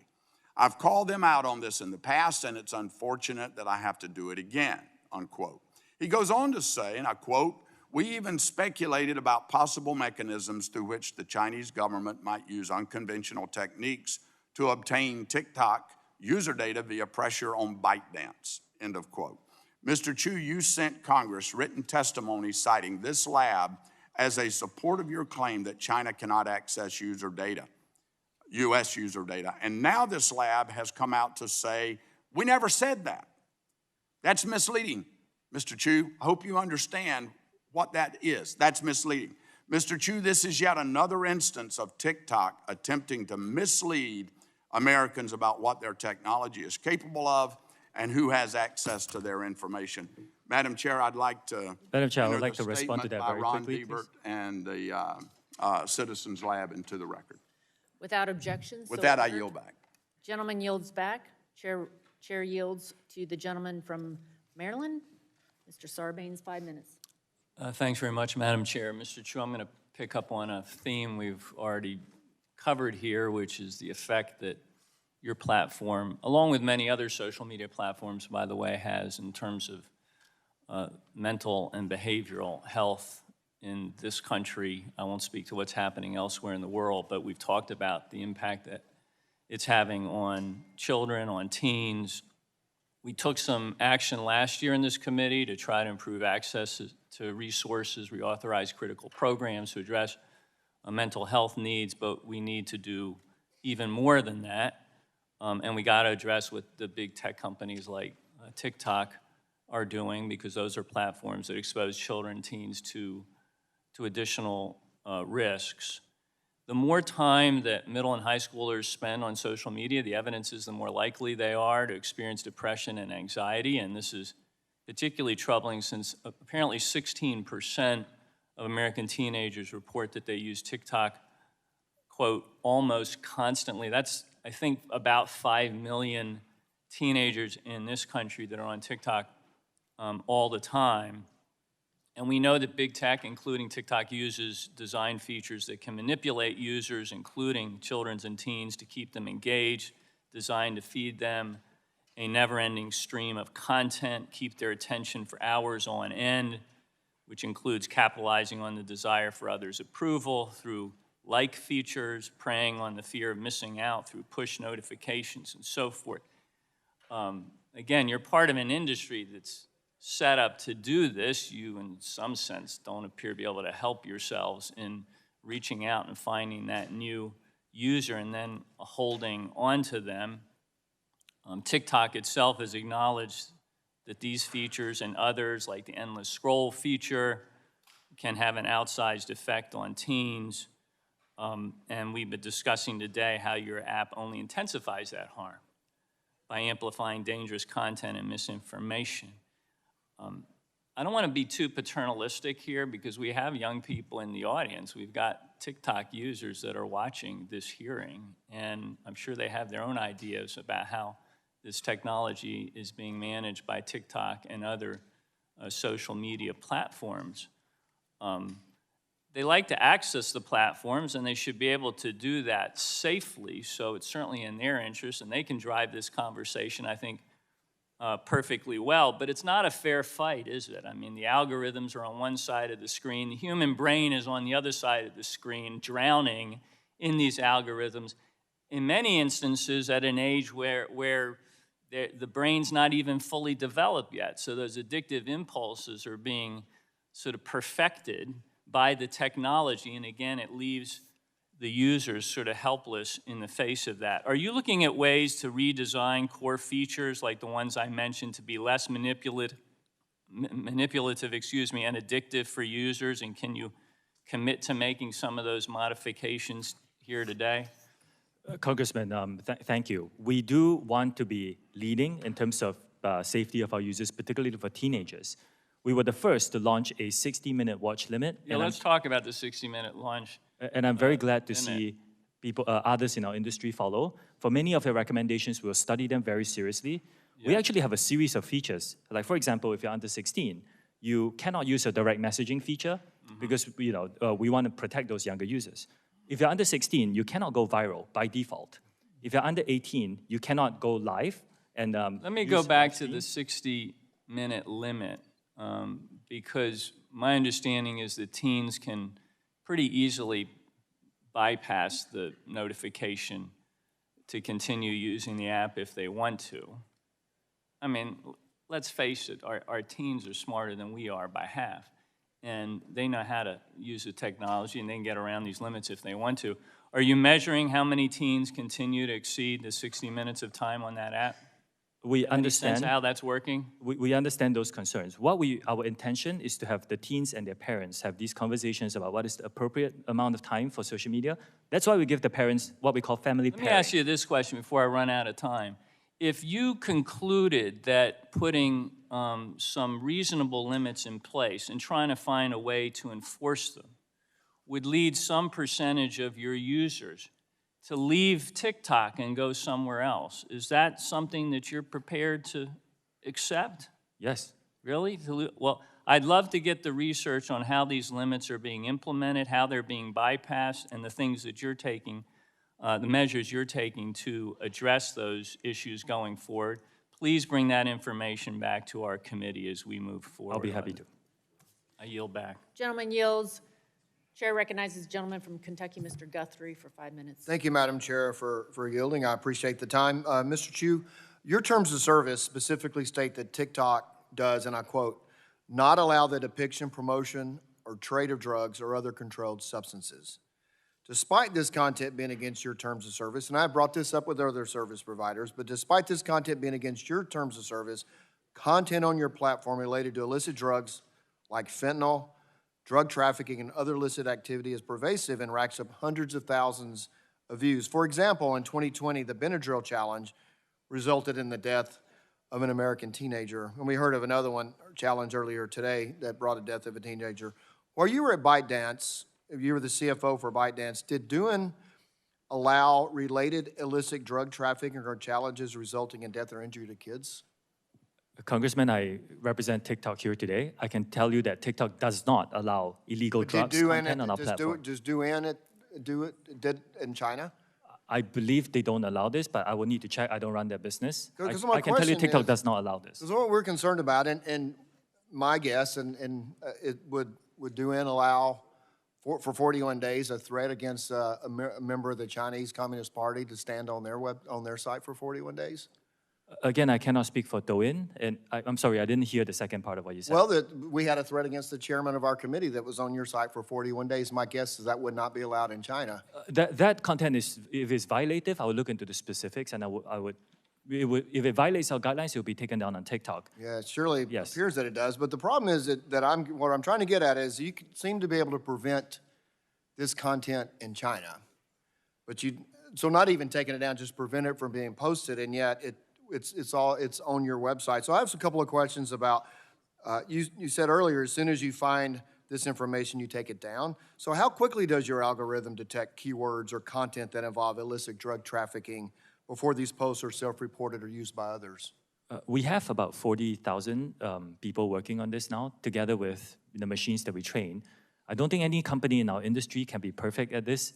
This is a real big challenge for our industry, but our goal is to get any violative content, including illegal drugs, down to a very, very small number. That's the problem. When we have these hearings, we have CEOs of different companies and of your colleagues and competitors, and we always hear apologies, and we always hear, we want to do better at this, but it just doesn't seem to keep improving, and we see hearing stories of our children, and obviously this has been talked about today. So how many posts and accounts have been identified and removed from TikTok due to content posted related to illicit drugs or other controlled substances? Congressman, we do publish that in a transparency report. I can get my team to get the information to yours. Thank you, I appreciate that. Also, we understand that the way that people use TikTok or other platforms similar to yours is that they ensure flagged user content isn't permitted to jump from. So my question, so what we've heard is that the instances the users see a drug advertisement and then give a code to go to another site. So my question is, do you work with other platforms to ensure flagged user content isn't permitted to jump from one platform to others? I will check with my team. I would love to work with our industry to make sure that we stamp out these problems. Violative content should not be allowed on any platforms, in my opinion. Well, so what's kind of frustrating to all of us here is that we look at what's happening on your sites and others, and particularly that we know, because we've done a research, that you can't have access to illicit drug information or others on Douyin, which is a sister company, as you say, in China. And so it absolutely, if you can prevent it on one and not the other, you obviously have the ability to stop it from moving forward, and yet you don't. Would you like to expand how one of your sister companies can prevent that and you not? I know you don't represent Douyin, but they don't allow it, but it happens on your platform. What's the difference? First of all, the majority of the content on TikTok is fun, entertaining, informative, and very positive for our users. Like other companies that operate in this country, we have to deal with some bad actors who come and publish some content on illegal drugs, other. The bad actors don't seem to be able to access Douyin. The TikTok US experience should be compared to other US companies because this is a common challenge. But your parent company has the technology to prevent it because you prevent it in China, but you can't prevent it here. What's the difference? That's why I'm asking. Oh, Congressman, there is no technology that is perfect in doing this. We have to deal with the reality of the country that we're operating in. And here in the United States, as with other companies, we share this challenge. We are investing a lot to address the challenge, but we are, it's a shared challenge. But you invest a lot to seem to be able to address it in China, but not here. Again, I think the comparison has to be within the single country. We face the same set of challenges here in the US. What's the difference? I'm sorry, I'm out of time, but what's the difference in China and here? Let me give you an example, Congressman. In my home country, Singapore, there is literally almost no illegal drug content because Singapore has very strict drug laws. Thank you. My time's expired now. Yield back. Gentleman yields back. Chair recognizes the gentleman from New York, Mr. Tonko, for 5 minutes. Thank you, Madam Chair. I'm concerned that TikTok's algorithm preys on vulnerable people, including those struggling with addiction, eating disorders, and other mental health conditions. The platform is designed to push content to users that will watch more frequently and for longer periods of time. Unfortunately, for many people suffering from certain mental health disorders, videos that reinforce their fears or negative self-image are more engaging. On top of that, TikTok has received sensitive patient health information and records of browsing activity from multiple telehealth companies like BetterHelp, and Cerebral. People's personal struggles should not be fuel for TikTok's profits. People should be able to seek help to address serious medical concerns without being afraid that their information will be shared with social media companies trying to push more products, services, or content at them. So, Mr. Chu, will TikTok continue to get information from third parties on its users' health, including their mental health, yes or no? We will continue to work with experts, yes, if that's the question, to identify these issues. Will you continue to get information from these third parties, including their mental health, yes or no? Congressman, I'm sorry, I may not understand your question. If your question is if I'm working with them on these issues, the answer is yes. It's not the question, it's will you continue to get information from these third parties on its users' health? Get information. We do not get any user health information from third parties, Congressman. You have talked a lot about user privacy and safety. Will you commit here today to no longer using data about users' health, particularly their mental health, to push them content or sell ads? Yes or no? We take our users' mental health very seriously. Yes or no? As far as I'm aware, we don't do that, Congressman. It's not what the... So the answer is no, you will no longer use data about users' health. TikTok systematically exploits users' anxieties by pushing alarming and distressing content onto their For You page. For example, in May of 2022, the LA Times found that some pregnant users searching for information about their pregnancies on TikTok were then shown information about miscarriages, stillbirths, and delivery room traumas. Your company knows that distressing content can have the perverse effect of feeding user engagement. And for TikTok, engagement means money. In the course of a week, what percentage of content that a user sees is considered potentially harmful or distressing content? Congressman, we work with a lot of experts on this. Even before we set the 60-minute time limit for under 18s, if you spend too much time on our platform, you can try it. If you spend too much time, we will actually send you videos to tell you to go out and get some air and get off the platform. What percentage of content that a user sees is considered potentially harmful? I will need to follow up with my team and get back to you on that, if that's okay. Ballpark. I will need to follow up with my team. So are teenagers in particular shown more distressing content? The opposite is true. We actually put in more restrictions to make sure that our teenagers get a better experience. Are expectant or new parents shown more distressing content? I know of many parents, including one I met recently, who actually use our platform to find communities, to connect with other parents and learn a lot more. I've heard amazing stories of creators who have difficulties, you know, and the Reclaiming challenges my they face. time. Are individuals with eating disorders shown more distressing content?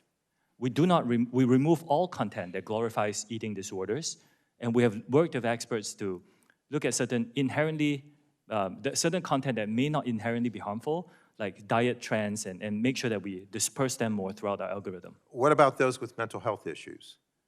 Are they This is given an more issue we distressing take. content? If a user searches, you know, words that expresses mental health issues, we actually redirect them to a safety page. Like, for example, if you, I don't know if I should say this in public, if you search, "I want to die," we will redirect you to a safety page, for example. So what about those suffering from addiction? Are they given more distressing content? I'm sorry, Congressman, I missed that question. Those suffering from addiction, are they given more distressing content? I missed the first few words, I apologize. What about those suffering from addiction? Are they given more distressing content? Those suffering from Addiction. Addiction.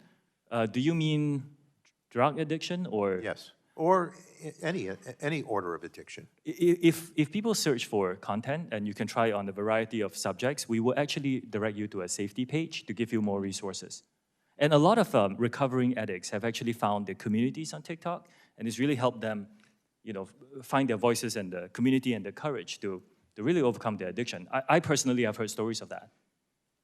Well, I appreciate your answers, but I was looking for yes or no, and we did not get those. And again, I think the more that they watch this distressing content, the more profit TikTok makes, and that's distressing.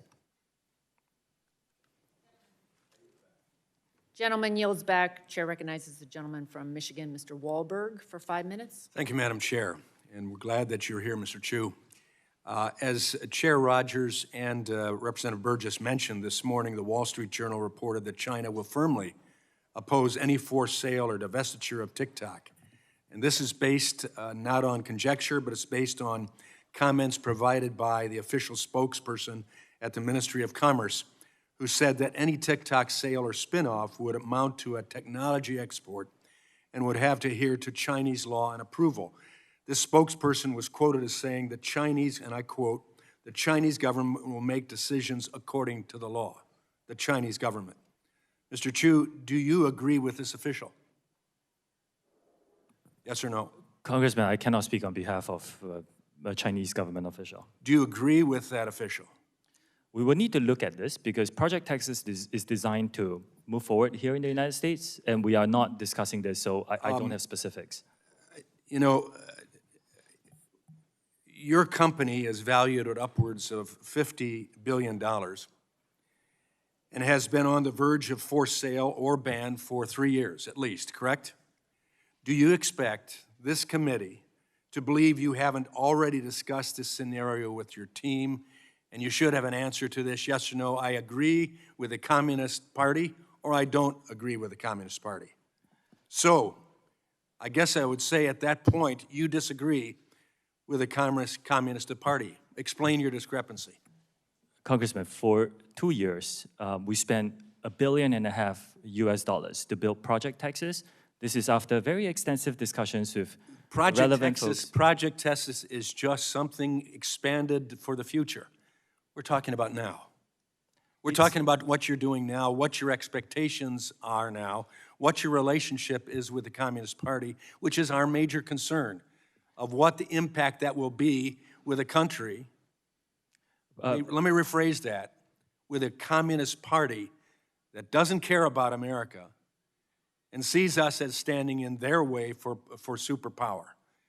That's our concern, and for you to have direct relationship, direct ownership with ByteDance, and to not have a characterization or an agreement or disagreement that you say explicitly with this party policy, it's hard for us to believe what you're saying. Let me move on. Following up on what Mr. Latta asked about data access by Chinese engineers. In responding to Mr. Latta, you talked about where American user data would be stored in the future. But the question was about access today, storage in the future versus access today. This is total redirection. This blows up any trust we could desire to develop. So to be clear, Mr. Chu, today, do ByteDance employees in Beijing have access to American data? Congressman, we have been very open about this. We have relied on global interoperability. You There are- have access to American data. Congressman, I'm answering your question if you give me just a bit of time. We rely on global interoperability, and we have employees in China. So yes, the Chinese engineers do have access to global data. You have access to global data, We have heard. the not concerns. storage. No, storage has always been in Virginia and Singapore. The physical service. You have no access to storage, to American data today. That's not what I said. I said, So you do have access to American data, and you have storage of American data. the American data has always been stored in Virginia and Singapore in the past. And access of this is on an as-required basis As by our required engineers of who? globally. By engineers for business purposes. By This is a engineers, private company. ByteDance, ByteDance. the Communist TikTok- Party? No, no. Why, how can you say that? This is a, If this they is have a private access. business. This is a private business, and is like many other businesses, many other American companies, we rely on the global workforce. So the global workforce that includes ByteDance, which is connected directly to the Chinese Communist Party, That is has a access. characterization that we disagree with. Now, in the future, That's not what we can disagree with. That's a fact. It's not, With unfortunately. the CEO of ByteDance and your it is not. relationship to them. Congressman, respectfully, in my opening statement, I said this is a private company. It's owned 60% by global investors.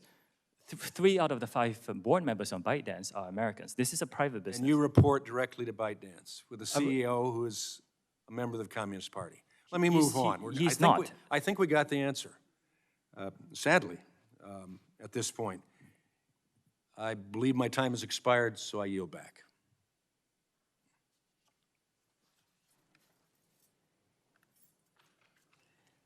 Gentleman yields back. Chair recognizes Ms. Clark for 5 minutes. Thank you, Chairwoman Rogers. Thank the ranking member, Pallone, for holding today's hearing. Throughout this hearing, I also want to thank our witness for being here to testify on what are very important issues before us today. Throughout this hearing, my colleagues have outlined the potential threat posed by the security of Americans' data by TikTok being affiliated and some would say owned by a Chinese company. Foreign adversaries having direct access to Americans' data, as well as the ability to influence this content Americans see on a prolific social media platform, represents an unprecedented threat to American security and to our democracy. However, the problems of social media platforms, content moderation, algorithmic discrimination, and safety are neither new nor unique to TikTok. Mr. Chu, I share the concerns raised by my colleague, Congresswoman Matsui, related to algorithms. I believe that without mitigation against bias, platforms will continue to replicate, exacerbate discrimination that is illegal under civil rights law, as well as exclude important dialogue about sensitive topics like race from occurring on the platform. For example, I was disturbed by reports that TikTok content moderation algorithm flagged words like Black or Black Lives Matter as inappropriate content. So my first question, Mr. Chu, is do you agree that platforms like TikTok should be subject to regular audits or transparency requirements to identify whether policies have a disparate impact on communities that are protected classes like race, religion, national origin, or gender? I think, Congresswoman, I think platforms should be very transparent on what they do there and disclose a lot of information. We can get back on the specifics of what we mean by an audit, but I do agree very strongly that platforms should be very transparent, and it's a commitment that we're giving to this committee and all our users, that our platform will be a place for freedom of expression. We embrace all diverse points of view, all ethnic minorities. You can come and say whatever you want, as long as you don't violate the rules of safety that were put in place. And we also commit to be free of all and any government manipulation. So I think I'm in strong agreement with a lot of what you said. Well, thank you. My bill, the Algorithmic Accountability Act would require platforms to be transparent about their algorithms, measure disparate impact, and require risk mitigation. It is vital that the diverse culture of the United States is reflected online, but I'm concerned the algorithms and content moderation practices employed by TikTok are ignorant to the fundamental diversity while also failing to remove content that is harmful, like child sexual abuse material, hate speech, or domestic terrorism content. My next question to you is, it's my understanding that users must be in good standing to be eligible for compensation from TikTok's Creator Fund. For example, they can't have violated community guidelines. Is this correct? There are some details there, but directionally, yes. If TikTok's algorithm is flagging content incorrectly, resulting in creators violating community guidelines when in fact they have not, those creators would not be eligible to receive compensation under the Creator Fund, correct? We do have an appeals process. You have an appeals process, okay. Yes, In my view, if TikTok employs algorithms that disproportionately remove content from Black creators, it disproportionately silences and excludes Black creators from compensation opportunities. And this problem happens in parallel to the lack of adequate recognition, attribution, and compensation to Black creatives for their content. The exploitation, cultural misappropriations, the erasure of Black creatives' ownership of their fashion, art, and media is nothing new. We need transparency, accountability, and bold action to mitigate against misinformation, bias, and exclusion of certain communities from the opportunities present on platforms like TikTok. So let me just say this. I'm concerned about transparency. I am concerned about algorithmic accountability.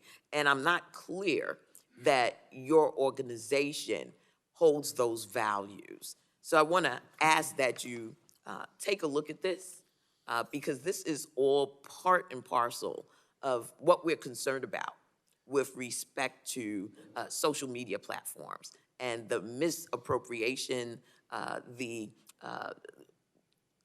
ways in which those algorithms can discriminate within the context of the social media platform. With that, Madam Chair, I yield back. Congresswoman, is it okay if I just very quickly respond? This is a very important topic. Unfortunately, we only have 4.5 hours with you, and I'm going to try to get to every member, so we're going to keep going. It is very important. I would love to follow up. There will be other opportunities. The lady yields back. Gentleman from Georgia, Mr. Buddy Carter, is recognized for 5 minutes. Thank you, Madam Chair. Mr. Crew, welcome to the most bipartisan committee in Congress. We may not always agree on how to get there, but we care about our national security. We care about our economy, and we sure as heck care about our children. We sure do. And that's why you're here today, because 2/3 of all the youth in our country are on your app. They spend an average of 95 minutes on your app. And you know, research has shown that TikTok is the most addictive platform out there. And the reason for that, as we've been told, is because it has the most advanced algorithm. And the Chinese Communist Party knows this, and I don't speak for everyone, but there are those on this committee, including myself, who believe that the Chinese Communist Party is engaged in psychological warfare through TikTok to deliberately influence U.S. children. You know, you see behind me, if you look behind me, Mr. Crew, you see some of the challenges that we've seen on TikTok. You know about them. You know about the milk crate. You know about the blackout challenge. You know about the NyQuil chicken challenge, the Benadryl challenge, the dragon's breath liquid nitrogen trend, or the challenge that promotes car theft. I want to ask you, as I understand it, there's a sister app in China, Douyin. I'm sorry if I'm butchering the pronunciation. Do they have these same things over there? Do they have these kind of challenges in China? Congressman, I'm really glad you asked this question. Do they, yes or no? I'm not sure because... Yeah, whoa, come on now. You're not sure? I really am not sure. Remember, you took the chair lady, she said, you got to tell the truth, okay? Do you know whether they have these kind of challenges like this over in China? Because it's my understanding they don't. I'm not sure because I spend my energies running TikTok. And you don't look at any of your other competitors or look at anything similar to yours. So you don't know whether they don't have this over in China. I did. We have it here, but they don't have it here. And that's why I'm asking you this. Why is it that TikTok consistently fails to identify and moderate these kinds of harmful videos? Why is it? Why is it that you allow this to go on? We've already heard, God bless you, from parents who are here with us, who have lost children. I submit to you, everybody up here cares about the children of this country. Tell me why. This is a real industry challenge, and we're working No, very it's not hard. industry. This is TikTok. We're talking about TikTok. We're talking about why is it that you can't control this? And although I believe in giving credit where credit's due, I want to thank you. It's my understanding that the video that threatened the life of the chairwoman has been removed. Thank you for doing that. Sorry we had to bring it to your attention here, but it's been removed. Tell me why this goes on. This is an industry challenge for all of us here operating in this country. So much for industry challenge. I want to shift gears real quick. I want to talk about biometric matrix, and I want to talk specifically, can you tell me right now, can you say with 100% certainty that TikTok does not use the phone's camera to determine whether the content that elicits a pupil dilation should be amplified by the algorithm? Can you tell me that? We do not collect body, face, or voice data to identify our users. We do not. The only face data that you will get, that we collect, is when you use the filters to have, say, sunglasses on your face. We need to know where your eyes are. And why do you need to know what the eyes are if you're not seeing if they're dilated? And that data is stored on your local device and deleted after use if you use it for facial. Again, we do not collect body, face, or voice data to identify our users. I find that hard to believe. It's our understanding that they're looking at the eyes. How do you determine what age they are then? We rely on age gating as our key age assurance. Age gating, which is when you ask the user what age they are.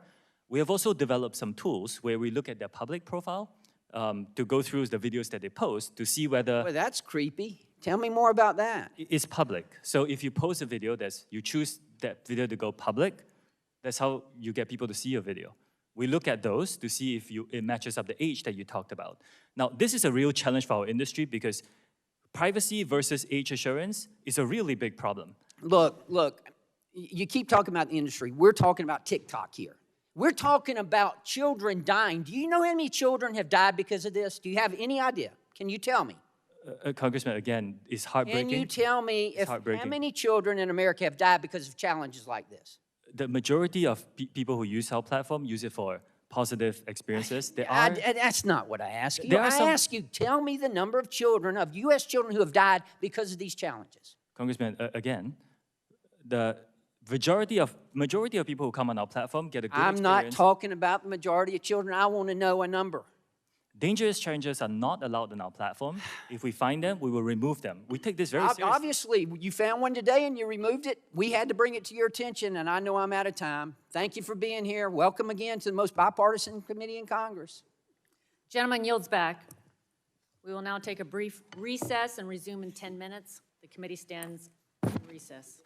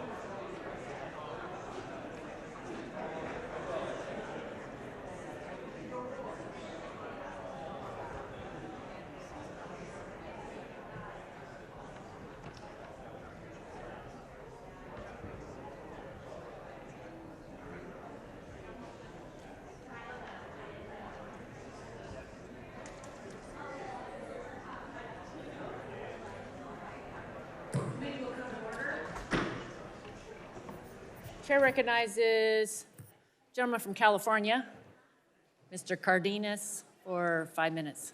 Cardenas, sorry. That's good.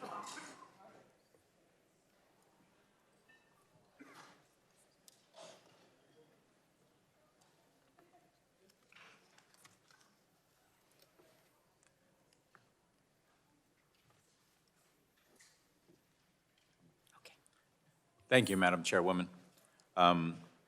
I appreciate this opportunity for this committee to have this important hearing regarding TikTok and its effect on the American people, especially the American children, and the potential effect, not potential, but the effects that it has had and may have in the future when it comes to our democracy and misinformation and disinformation that permeates on TikTok. It's unfortunate that I think most Americans or most parents think that TikTok is this innocent little thing where kids get on there and they do a little dance or something like that. But TikTok is much, much more, as some of my colleagues, and I thank them for bringing up some of these serious issues, literally life and death issues that TikTok is right in the middle of.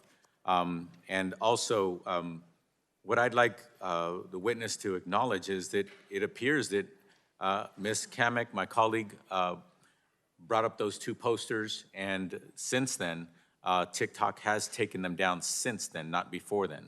Are you aware of that, Mr. Chu? I was briefed during the break that they are taken down. Okay. How do you feel about the fact that it was up for apparently 40-some days, 41 days, and yet in the middle of this hearing, it was brought directly to your attention, and as a result, it has been taken down so quickly?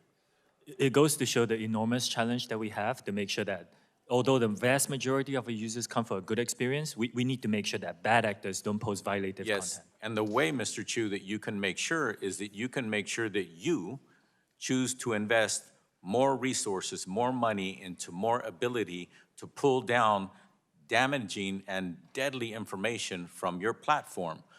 Are you investing more and more and more every day into bringing down that kind of content? That's my question. Are you? Yes, and I'm committed to investing more in this regard to stay on top of the growth.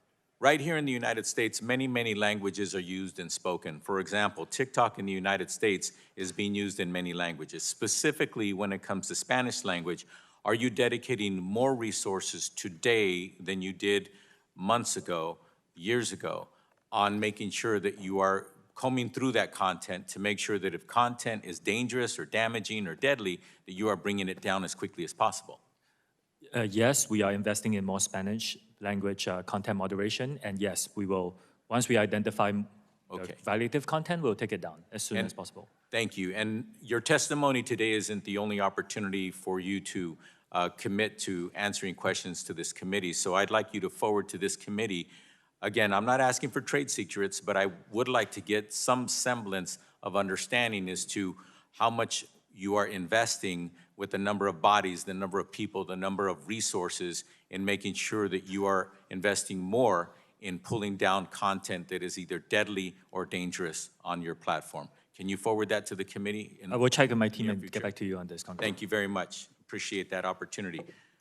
As was mentioned earlier, it might sound a little funny, but you have, in fact, been one of the few people to unite this committee, members, Republicans and Democrats, to be in agreement that we are frustrated with TikTok. We're upset with TikTok. And yes, you keep mentioning that there are industry issues that not only TikTok faces, but others. You remind me a lot of Mike Zuckerberg. When he came here, I said to my staff, he reminds me of Fred Astaire, good dancer with words. and you are doing the same today. A lot of your answers are a bit nebulous. They're not yes or no. So I'd like to ask you a question. Yes or no? Is your revenue going up at TikTok month over month or year over year? Yes, our revenue is going up Okay. year over year. And with that, some of the answers I'd like you to forward this committee is, are you investing more and more money into making sure that content that is dangerous and or deadly, you're investing more and more resources in that aspect of your expenditures and your commitment to your users and to your organization? Yes, I commit to that, and we are investing more, and we will continue to do that. Okay. My last question is this. Are you a Chinese company? TikTok is a company that's now headquartered in Singapore and Los Angeles. Okay. We are not available in mainland China. Our users are in other countries around the world. Okay. Is there a corporation that has any authority above TikTok? TikTok is a subsidiary of ByteDance, which is founded by a Chinese founder. Yes. And ByteDance is a Chinese company? Well, ByteDance owns many businesses that operate in China. Is it or is it not a Chinese company? Congressman, the way we look at it, it was founded by Chinese No. I'm not asking you how you look at it. Fact, is it a Chinese company or not? For example, Dell is a company, it's an American company. They have activities all over the world. Is it a Chinese company? I frequently have these discussions with others on what is a company that is now global. That's okay. I prefer you answer the question and stop dancing verbally on it. Madam Chair, my time has expired. Thank you very much. Gentleman yields back. Chair recognizes the gentleman from California, Mr. Obernolte. Well, thank you very much, Mr. Chu. It's nice to see you again. If I could just bring us back up to 30,000 feet for a second, I just want to talk about what we're afraid of here, what we fear might happen. Social media companies, and TikTok is not unique in this, gather a tremendous amount of user data and then use powerful AI tools to use that data to make eerily accurate predictions of human behavior and then seek to manipulate that behavior. And that's something that it's not just TikTok, it's all our social media companies that are doing this. Ultimately, the solution is to enact comprehensive federal data privacy legislation that will prevent that kind of behavior, or at least allow users to consent to it. And that's, I know, something that the chair is working on, the ranking member. I hope that this committee will act on that this year. The specific concern here, though, as regards TikTok, is that this type of capability falling into the hands of foreign countries is something that has national security implications, and that's why Congress is getting involved on this issue. So I know that you have proposed Project Texas in an effort to alleviate these fears. So I wanted to ask some specific technical questions about Project Texas and the way that you believe that it will solve this problem. So one of the things that you've said in your testimony is that part of Project Texas will have engineers at Oracle going through the source code for TikTok. How large is that code base? Well, it's not small, but it's not just Oracle, Congressman. We are also inviting other third-party monitors. We're in the process of figuring out who the best Sure. So we're talking millions, tens of millions of lines of code? How big is the base? It is significant, but it's something that we believe can be done. And again, I want to say that I have not heard of another company, American or not, that has allowed for this to happen. But I mean, you're kind of in a unique position having to answer these concerns of Congress. So are they going through the code for just the app or the app and the server code? I can get back to you on the technical details, but it's comprehensive, including the software that powers a lot of the software that powers the experience. And how long will that review take? I need to get back to you on the timeline, but we are progressing quite well on Project Texas, and whenever we hit a milestone, I commit to be very transparent about it. Okay. So I'm wondering, because I'm also concerned as a software engineer about the process in which new code is introduced into the code base. Do you use a software configuration management system at TikTok? The way we plan for new code to be done is that even before the code becomes live, it has to be reviewed. The changes have to be reviewed by so the you're third-party talking monitors. about a code review. That was good. That was another question I had for you. So the code review, is it done with a team of engineers or just with a single engineer? Oh, it's going to be a team effort. Okay. Yeah. And that's going to be done at Oracle or elsewhere? It's It's going to be done in one of our transparency centers so that we still need to make sure that the code itself is secure. And, Okay. yeah. What I'm hearing you say is that even though the code might be written by someone not in the United States, before the code is integrated, it'll be reviewed in a code review by a team of engineers within the United States?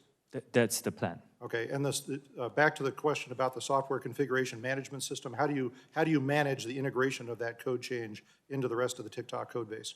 The long and short of it is we have built a team of American personnel with security credentials. The person who leads the team used to work for the Secret Service, No, I for understand, example. but I mean, there's a software solution for integrating those code changes into the code base. What solution is that? I will Use need a to check commercial and one? get back to you on the details. Okay, well, Yeah. specifically what I'd like to know is to make sure that this isn't something that TikTok has created custom, which many companies do, because that would mean that you'd have to review the source code for that as well for security. How do you protect against threats like a malicious actor being hired not by TikTok, but by Oracle, for example, or by USDS? The approach that most companies take for these things is to have several layers of monitoring to make sure that everything that somebody has reviewed, there's a secondary review so that one malicious actor is not able to create the damage that the malicious actor can do. But you rightly pointed out, these kind of problems are industry-wide problems. Right. Every company has to deal with them. Okay, well, let me ask a specific question about that. I mean, in thinking about if I were a malicious actor, a software engineer on one of your projects, how I would go about writing a malicious code. I wouldn't put it right there and say, hey, I'm malicious. I would put unrelated lines of code in different sections of the code that work together to do something malicious. How do you think that could get caught? Again, we have to rely on third-party experts to help us with that. I think there are enough experts who can catch a lot of these things. The work on security globally, on all data security, is never perfect. Yeah, I understand. But we can have a lot of oversight to keep it safer than any other experience. I appreciate the effort. My concern, Mr. Chu, is I don't believe it is technically possible to accomplish what TikTok says it will accomplish through Project Texas. I just think that there are too many back doors through that process to allow that to be possible, and I think a malicious actor would succeed in inserting malicious code in there if they wanted to. But I see we're out of time. I hope we get an opportunity to talk some more about this. I yield back, Madam Chair. Gentleman yields back. Chair recognizes the gentlelady from Michigan, Mrs. Dingle. Thank you, Chairman Rogers and Ranking Member Pallone for holding this hearing, and to Mr. Chu for testifying here today. Your good news, you're halfway through with me. As screen time increases, so do inherent risks. And with the proliferation and popularity of new social media platforms, so does the potential reach of dangerous, provocative, and often harmful content. And my fear, the abuse of collected data. As a representative from the state of Michigan, I can speak from experience on how social media has been used to target members of the Michigan delegation, including a plot to kidnap our governor, and how it can be weaponized to perpetuate harms towards individuals and communities. And you saw firsthand how it targeted the chair of this committee. Today, many of my colleagues on both sides of the aisle have raised legitimate concerns about protecting children online, misinformation, and securing our data. Concerns that I share, and has been said by many of my colleagues, are bipartisanly shared. I think in many ways, these myriad of issues highlight the need for comprehensive data privacy legislation that would ensure the safety and integrity of every American's data on every social media platform and mitigate potential harms. One important area of concern I have regarding data collection is geolocation data and how it can be abused. I've seen it abused. I have seen women die because it has been abused. This subject has dangerous implications for survivors of domestic violence, people seeking medical care, and protecting children from potential predators. Mr. Chu, in your testimony, you wrote that current versions of the app do not collect precise or approximate GPS information from U.S. users. Yes or no answers, please. Mr. Chu, have any prior versions of TikTok's app collected precise GPS information from U.S. users? Yes or no? Yes, from back in 2020, about 3 years ago.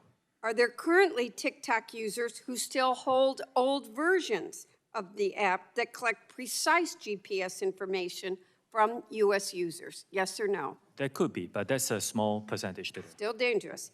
Has TikTok at any time fed precise GPS information collected from U.S. users into algorithms to serve user ads? Yes or no? I will need to check on the details because we do not currently collect that. So I need to check on the details. Yeah, I'm sure there's a yes there. But has TikTok at any time fed precise GPS information collected from U.S. users into algorithms? Oh, no, I'm having talk today to make inferences about users. Yes or no? I'm not sure of the specifics. I'd like answers, yes or no, after this. Has TikTok at any time sold precise GPS information collected from U.S. users? Yes or no? We do not sell data to data brokers, if that's the question. And you've never done that? I do not believe so. Has TikTok at any time sold or shared with third parties or algorithmic inferences that were made using, in part or in whole, precise GPS information collected from U.S. users? Yes or no? Congressman, I need to check on these specifics. What I can tell you is right now we do not collect precise GPS location data in the United States. All right. Does TikTok still use inferences that were made using, in part or in whole, precise GPS information collected from U.S. users? I'm sorry, would you repeat that? Does TikTok still use inferences that you've gained that were made using, in part or whole, precise GPS information collected from U.S. users in your algorithms? That will be a very technical question. I will have to check and get back to you. Has TikTok at any time provided the Chinese government with either precise GSP information collected from U.S. users or inferences made from that data? That I can give you a straight no. Mr. Chu, even if Congress were to ban TikTok, I'm concerned that China or others would still have access to U.S. consumer data by purchasing it through data brokers. Will you commit not to sell any of TikTok's data to data brokers now or in the future? We do not do that. We do not sell data to data brokers now. Will you commit to not do it in the future? There are certain members of our industry who do this. I think this has to be broad legislation to help us, the whole industry, address this problem. I think I'm out of time. Thank you, Madam Chair. I'll yield back. Gentlelady yields back. Chair yields 5 minutes to the gentleman from Alabama, Mr. Palmer. Thank you. When the Chinese Communist government bought a share of ByteDance, it's been described as the Chinese Communist government's way of quieter form of control, and that companies have little choice in selling a stake to the government if they want to stay in business. And what I'd like to know is when the Chinese Communist government moved to buy shares of ByteDance, were you informed beforehand, yes or no? No. Okay. Congressman ByteDance... were you or anyone with TikTok asked for your opinion about the sale of shares of ByteDance to the Chinese Communist government? Yes or no? This hasn't happened. Did you or anyone employed by or affiliated with TikTok state any objections or concerns about the possibility of the Chinese Communist government, once they had shares in ByteDance, exercising control over content, using your platform for conducting misinformation campaigns, or restrictions ensuring nothing is posted that reflects badly on the Chinese Communist government, or for surveillance and data collection for use against anyone? Did any of you or anyone affiliated with TikTok raise any concerns about that? Congressman, we do not collect, we do not promote. I didn't ask you that. We do not promote. Yes or no, did you raise any concerns about it? Because that's why we're here. But we do not promote or remove any content at the behalf of the Chinese government. Did you communicate in any form or fashion with the directors of ByteDance that there might be concerns about government control over content? Yes or no? You either did or you didn't? Congressman, You didn't. I just want to make this clear. We Let do me ask not you remove this. or promote content at the request of the Chinese TikTok government. insiders have already said that the company is tightly controlled by ByteDance. It even gets down to the hours they work. So obviously, you didn't say anything. There's a serious concern by Chinese companies, privately held companies, about doing anything against what the Chinese Communist government wants. I want to ask you this. Does TikTok screen against manipulative content from child predators, yes or no? Do we screen? Do you against? screen against them? Yeah, we do. This How about child predator. How about drug cartels? Drug cartels, child predatory content. This is all You had a violated. drug cartel that was engaged in a police chase with Spanish authorities, and they posted it on TikTok and got over 1 million views. Why wasn't that taken down? And are you doing it with human traffickers or terrorists? I mean, do you withhold content from nations that might be committing crimes against humanity? Yes or no? Congressman, our platform is Yes a place or of no? freedom of Yes or expression, no? and users I know come here. you talk about that, but yes or no, do you screen against content from nations that commit crimes against humanity? Congressman, our users come and Yes or express, no? Our Yes or users no? come and present No, any points of views you that don't. they want, and it's a commitment to keep this Let me free ask from you this. interference Michael from any Beckerman, government. who is your vice president and head of public policy for the Americas, right? Is he part of the team that helped you prepare for this meeting, yes or no? Can I clarify who you mean? Michael Beckerman. Yes, he is. Okay, where is he at this moment? I'm sorry? Where's Mr. Beckerman at this moment? He's probably here. No, you know he's here. He's sitting right behind you. I want to know why, when Mr. Beckerman was on with Jake Tapper on CNN and asked repeatedly to condemn Chinese Communist government's treatment of the Uyghurs, when that treatment has been classified by the United States as a genocide, when a UN report classifies it as a crime against humanity, why, after multiple questions, Mr. Beckerman refused to address that? Are you afraid of the Chinese Communist government? No, because you you can find that concerned content that- on our platform. Any content that our users want Well, why to couldn't express your their vice views on this president of issue is public freely policy, available on the our guy platform. who is head of public policy for the Americas, and on an American television news channel, why couldn't he condemn that? I think it's very important to look at our platform, and if you use and open our app I'm not and talking about search your for any platform. I'm asking content, about your personnel now, because personnel is policy. Everybody in this room understands that, except maybe you. Personnel is policy. Let me just conclude with this. And I hate to bring this up, because this is part of the stuff that I've studied, but deception is fundamental to the Chinese Communist Party's political, intelligence, and military strategy. And you have repeatedly used the word transparency throughout this hearing, and every time you've said it, what I've heard is deception. I yield back. Gentleman yields back. Chair recognizes gentleman from Texas, Mr. Vesey, for 5 minutes. Thank you, Madam Chair. I got to tell you, Mr. Chu, as a father of a 16-year-old that likes social media, a lot of your evasiveness today in answering many of these questions really disturbs me, because I can tell you that the teenagers of today, they really don't want to be on Facebook. They want your platform, and you were asked to come before this committee to testify about many things, and a lot of us are worried about our kids' personal data. As the co-chair of the Congressional Voting Rights Caucus, I also worry that TikTok is the world's most powerful and extensive propaganda machine, allowing the Chinese Communist Party to use TikTok's platform to influence public opinion and undermine the integrity of our democratic elections. And I have a report called "TikTok and Facebook Failed to Detect Election Disinformation in the U.S. While YouTube Succeeds." And this report was published by the nonprofit Global Witness and the Cybersecurity for Democracy team at NYU. And the purpose of the study was to test platforms like TikTok and whether or not they can detect and take down false political ads targeted at U.S. voters, young voters, ahead of last year's midterm elections. And according to this report, 90% of election disinformation ads tested were approved by your platform.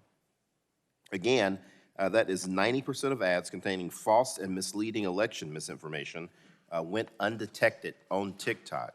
And just to add some color to the type of misleading ads that were approved by TikTok, this included ads that were live on TikTok that said the wrong election day and actually encouraged people to vote twice. You do know that voting twice is a felony. Mr. Chu, you do know that it's legal to vote twice. Congressman, any misinformation that comes around a political election is something we take very seriously. Let me, I'm particularly troubled about this type of information because it can run rampant on TikTok. And given that TikTok, again, y'all are appealing to a very young and diverse user base, that is exactly the people that we've seen targeted time and time again with voter suppression campaigns run by malicious actors. Mr. Chu, do you agree with me that it is completely unacceptable that 90% of these ads were undetected on your platform? And can you detail for us right now TikTok's policy regarding election misinformation and paid political ads, and how the company monitors such information, and how you plan to get that number down to 0? Whilst TikTok is a place for our users to come and express their points of views freely, we do take misinformation, dangerous misinformation, particularly around an election, very seriously. And we will work with third-party experts to identify misinformation. You call allowing 90% of false content, political content, on your platform to be taken, you define that as being taken seriously? I need to look into the specifics. I'm not sure where the number came from, but I can tell you, Congressman, that we are the only platform that I know of that doesn't actually take political ads. We don't accept money. I don't think other platforms can say that. Mr. Chu, can you detail how you responded to that report? Did you respond to that report that I just mentioned? I need to look at the specifics of the report, Congressman, and I can get back to you on that. All right. Mr. Chu, I want to shift to Project Texas.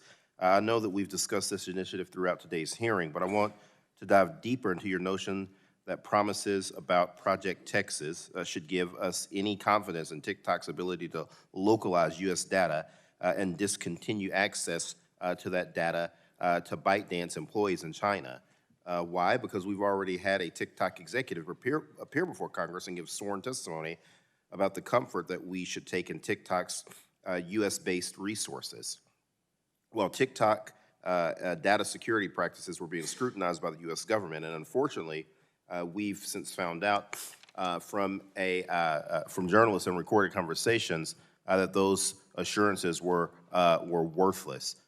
In your testimony, you also mentioned that Oracle has already begun inspecting TikTok's source code and has access to the platform's recommendation algorithm. Why should this give the American public any great assurances, particularly given that Oracle now owns a stake in TikTok and stands to gain monetarily the more revenue that TikTok and its algorithm generates? Congressman, not only is Project Texas unprecedented in our industry in protecting U.S. user data and interests, we are inviting third parties to come in and monitor this, and we will, be transparent in that process. And this is more beyond all companies that I know of in my industry. Thank you, Madam Chair. I'm out of time. Gentleman yields back. Chair recognizes the gentleman from Florida for 5 minutes, Mr. Dunn.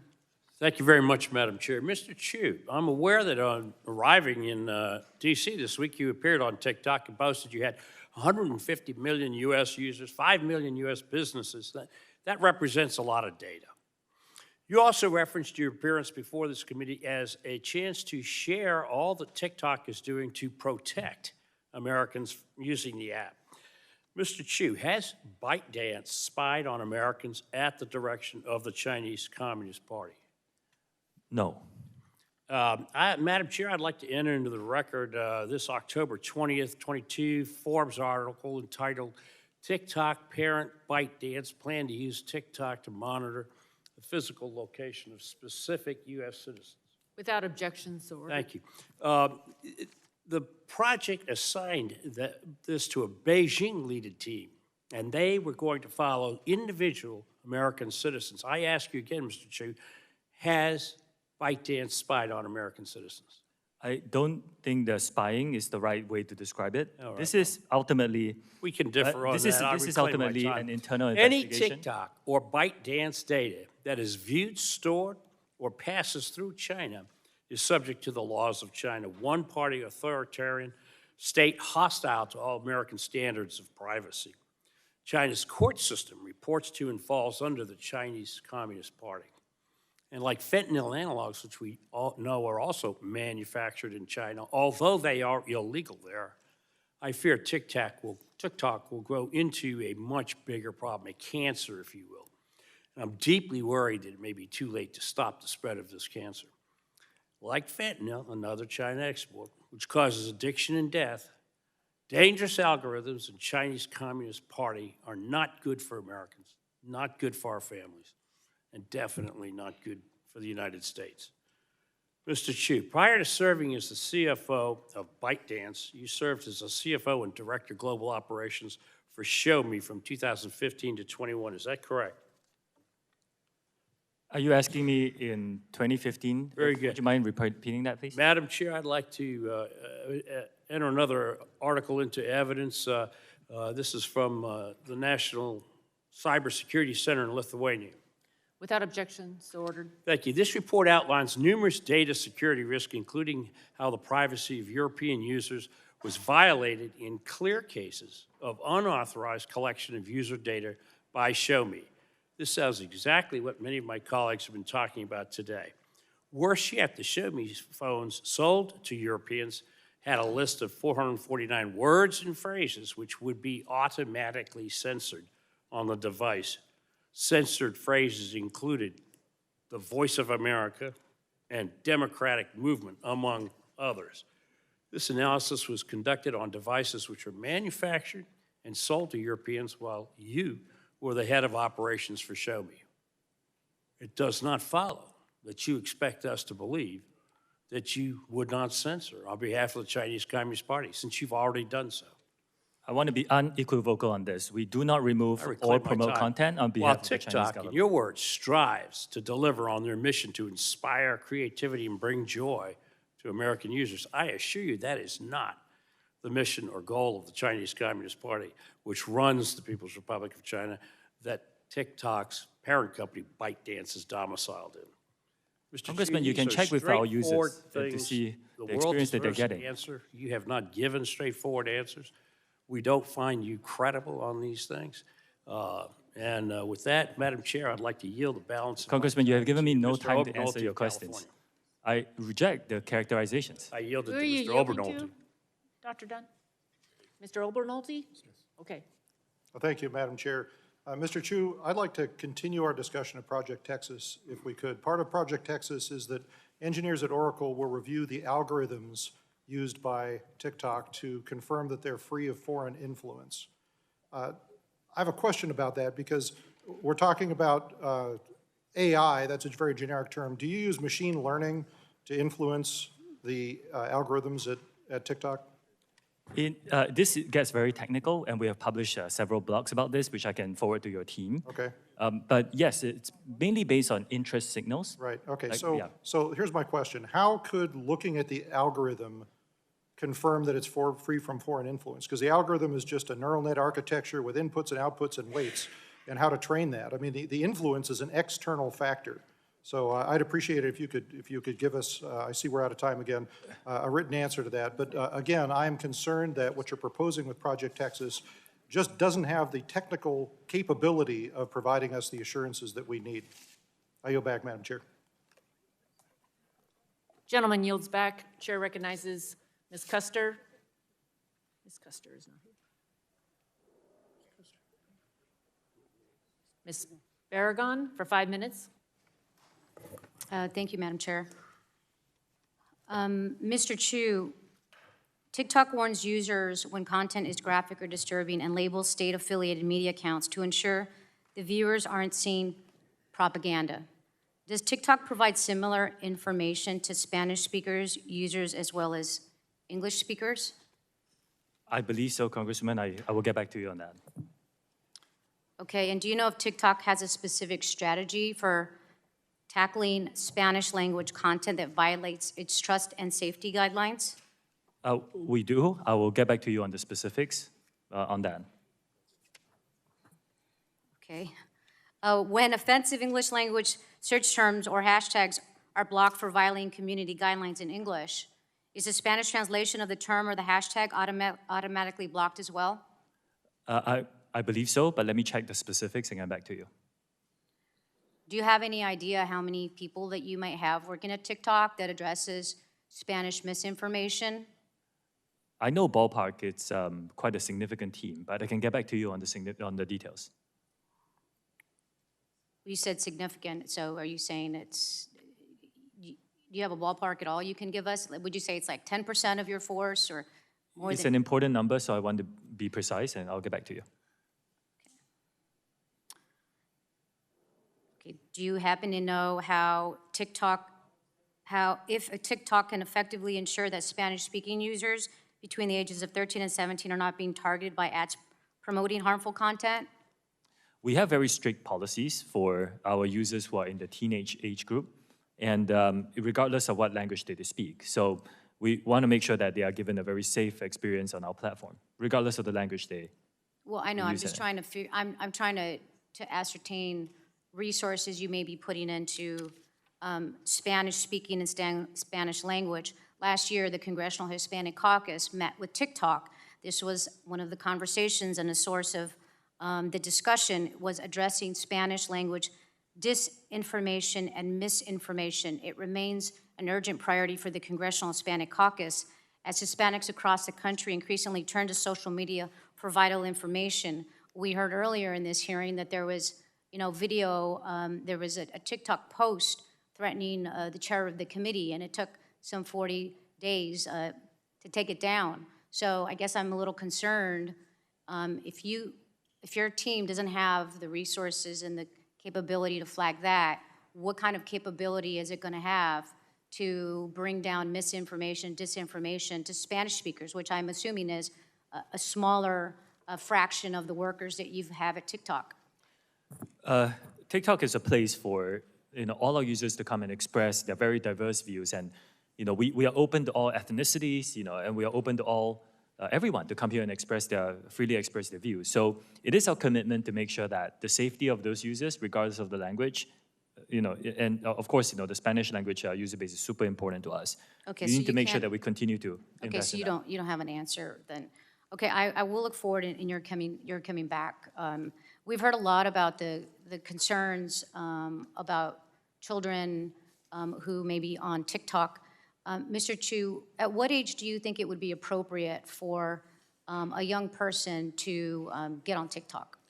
We have 3 different experiences here in the United States. There is an experience for under 13s, which is highly restricted. I'm asking what you think would be the appropriate age to have a child get on TikTok. Our approach is to give differentiated experiences for different age groups and let the parents have these conversations with their children to decide what's best for their family.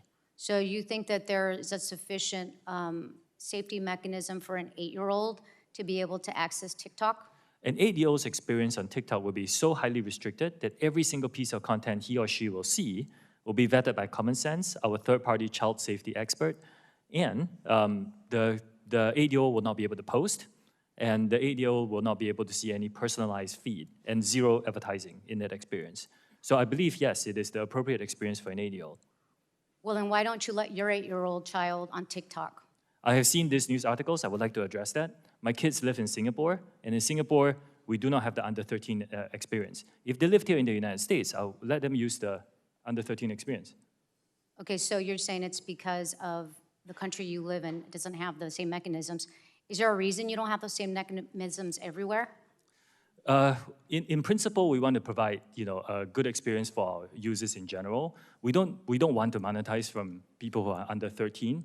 In the US, we are COPPA compliant, and as part of that, we were deemed as I want to get these specifics right. We were deemed as a particular type of audience, mixed audience app.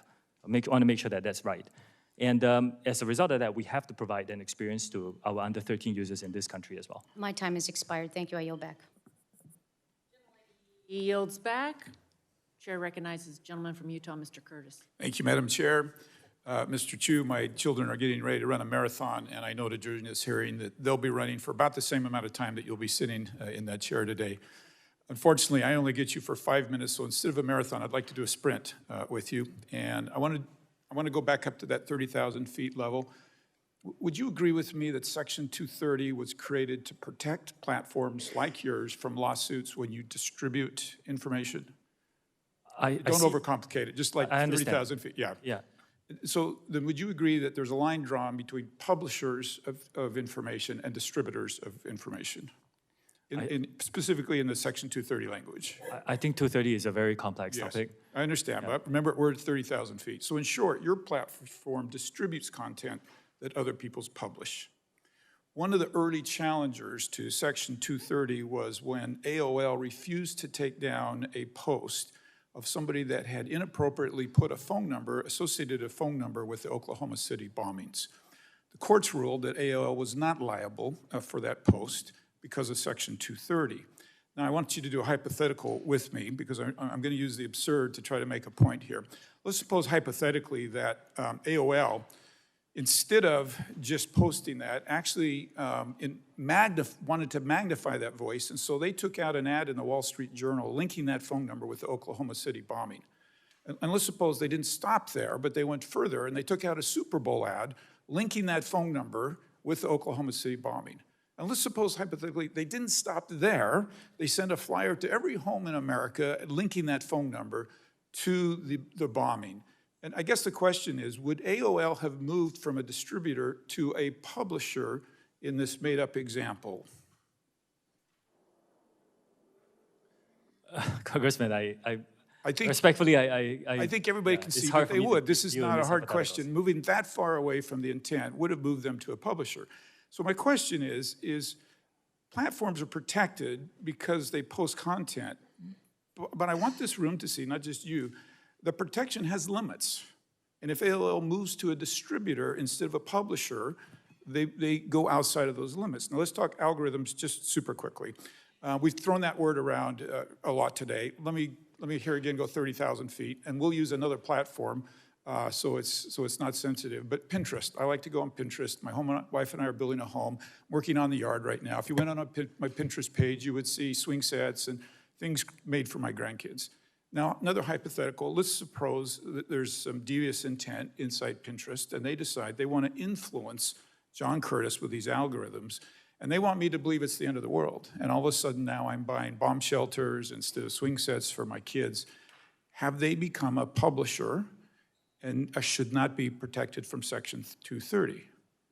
And if you don't feel, I'm pretty sure the room understands that they have crossed this line, and you can tell me if you think they have or not. Congressman, I will have to study that specific example and get back to you. It's a hypothetical, but you can see at some point they've crossed the line and they have become a publisher and a distributor. So we've touched on this today, but I want to be super specific.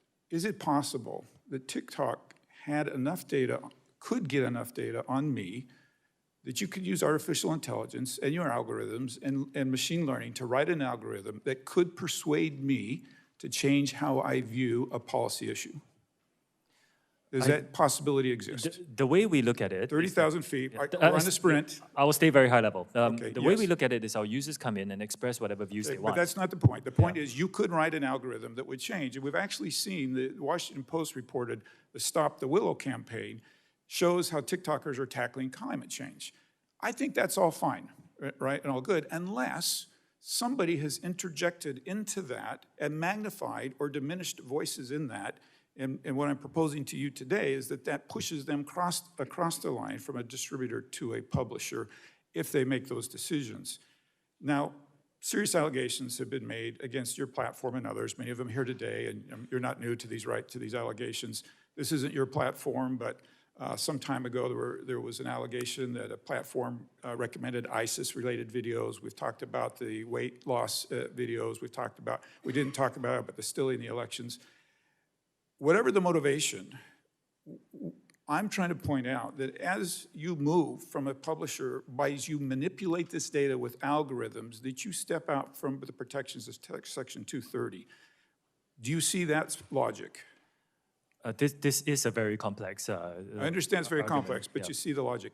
In your mind, has TikTok ever stepped across the line from a distributor to a publisher? Congressman, again, this is a very complex topic. I will need to get back to you on I the understand specifics. that. Okay, and finally, you, very quickly, you produced a video that now is well known about your visit here and today in Washington, D.C. Can you tell me 100% that no TikTok employees manually manipulated that to get more views? I checked, and as far as I know, there was no boosting and heating. I went viral organically. Okay, Madam Chair, I'm sorry I'm out of time. I yield my time. Gentleman yields back. Chair recognizes Ms. Blunt Rochester. 5 minutes. Thank you, Madam Chair. Mr. Chu, as I'm sure you know, this hearing is part of an ongoing effort by our committee to examine data security and other concerns with social media companies broadly.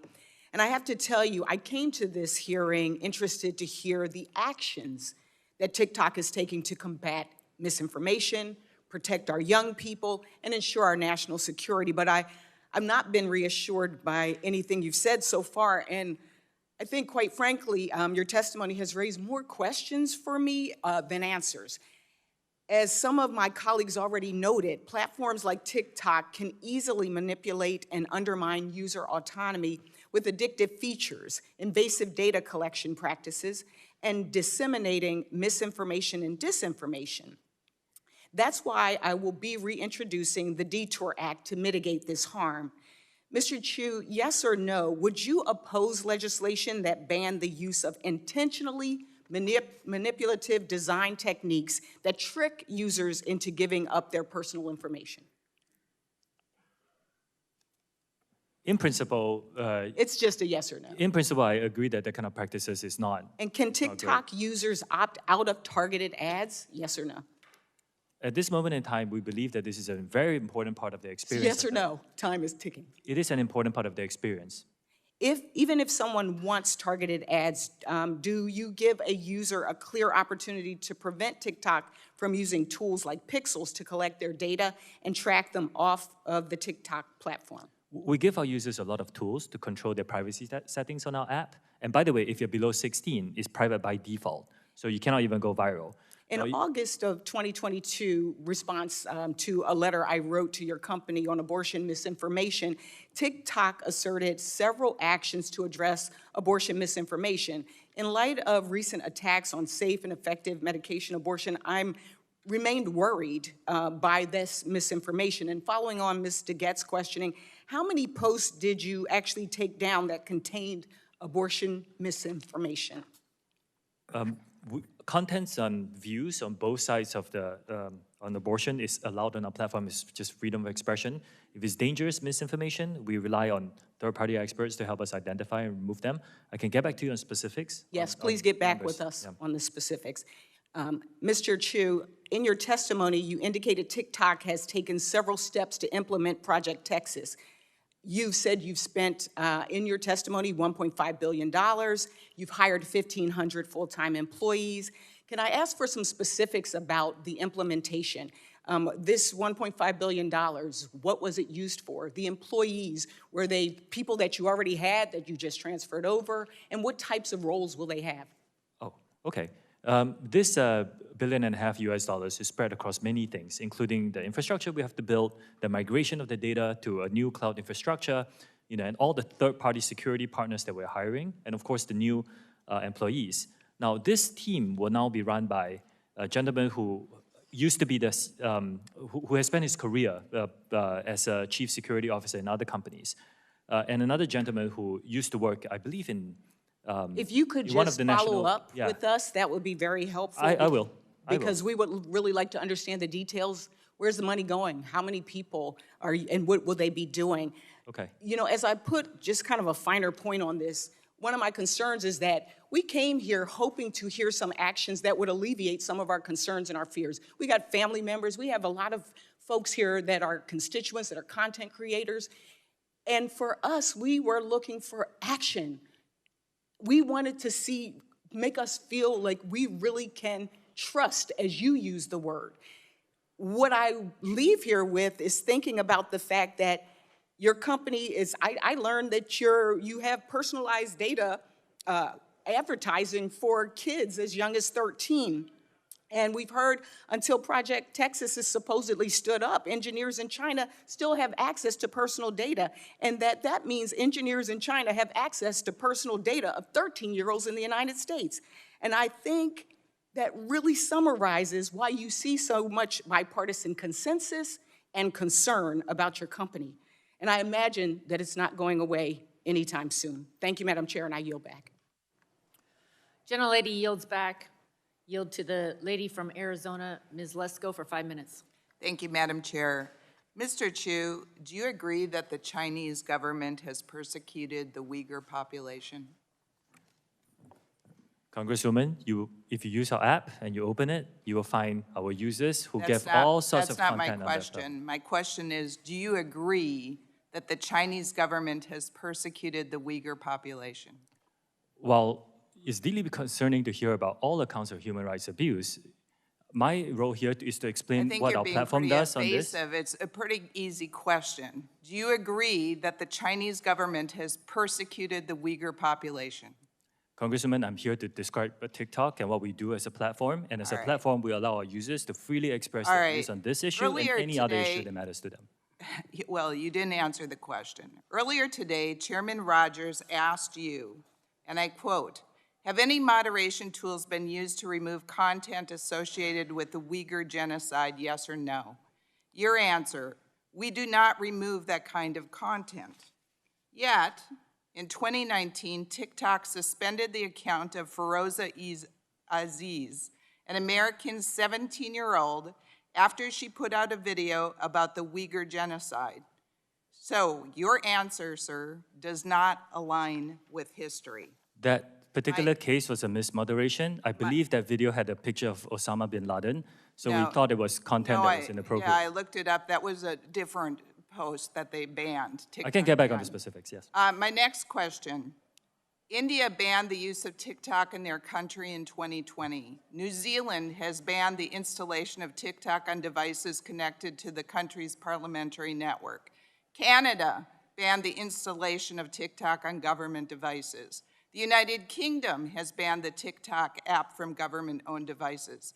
Belgium banned the TikTok from government phones. The European Union banned the installation of TikTok on government devices.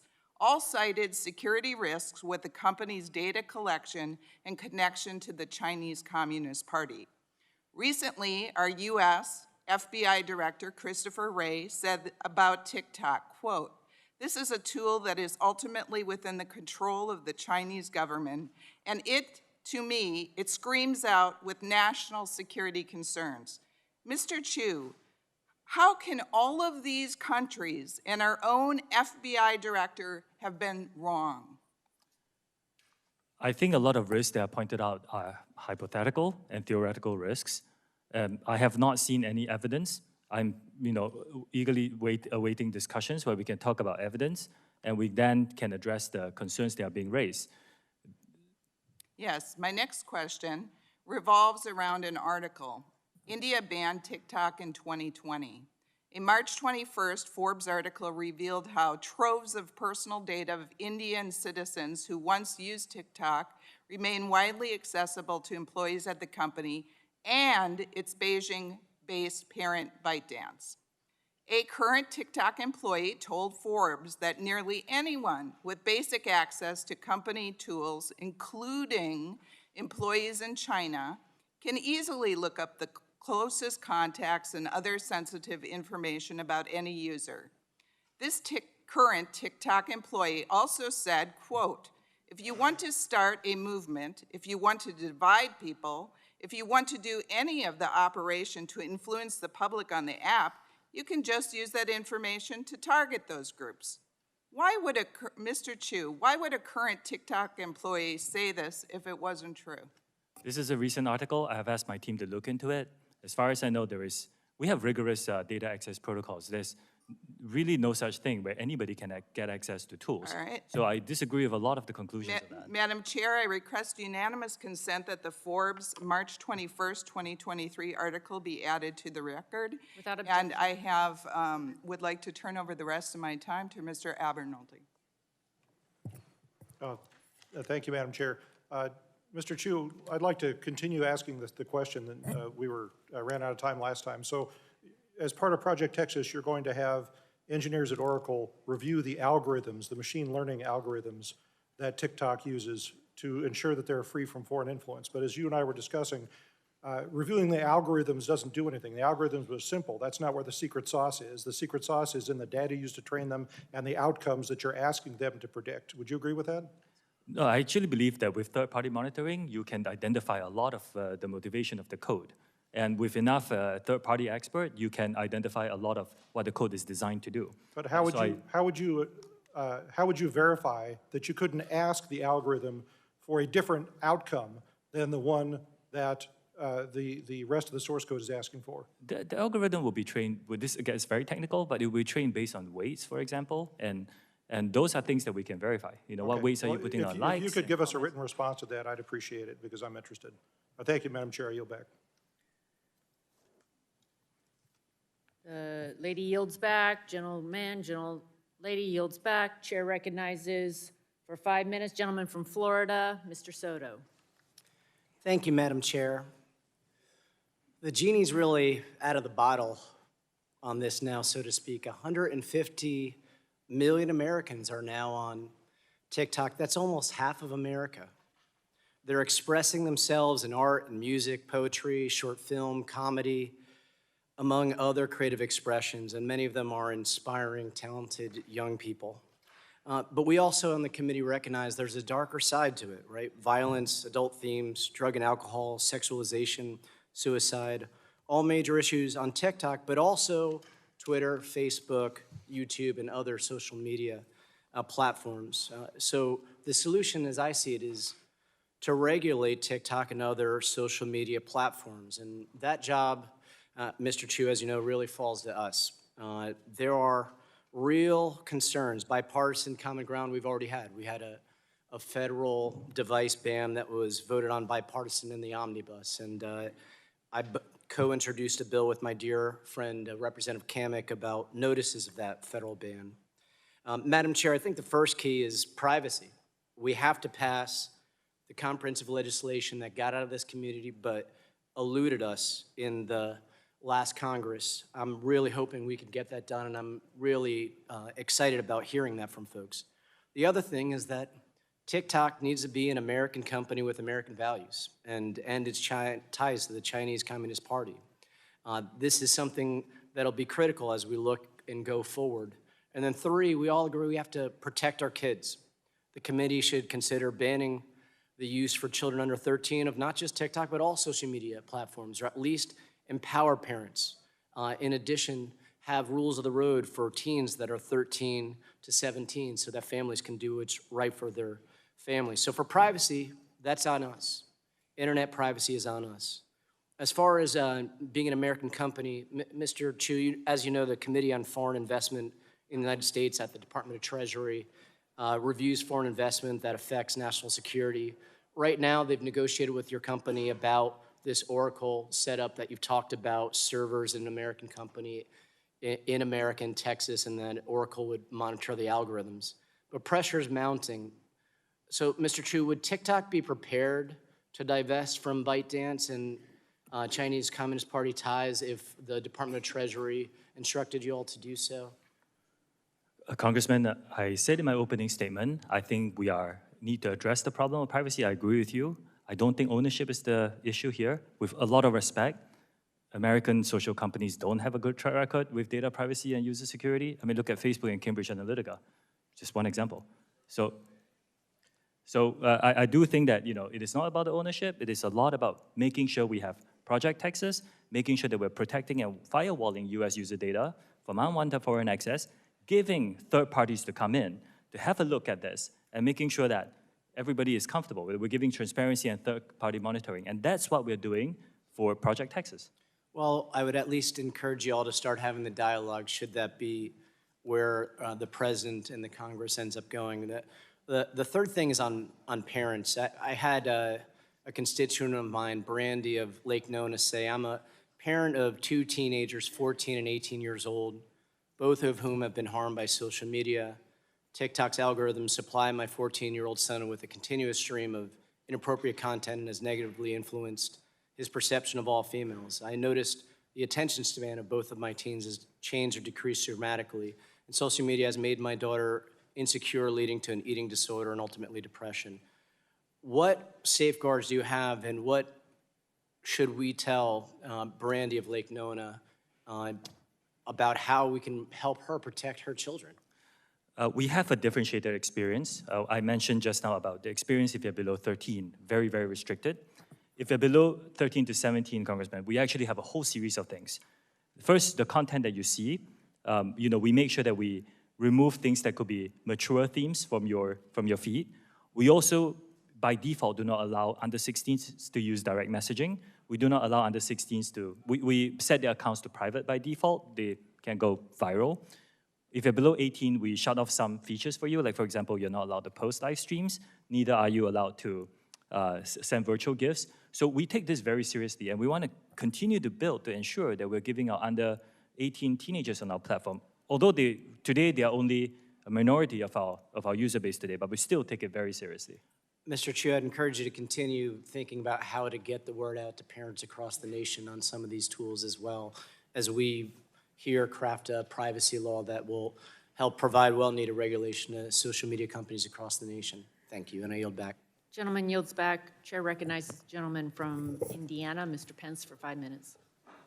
Thank you, Chairwoman Rogers and Ranking Member Pallone, for holding this hearing. I love both of your opening remarks.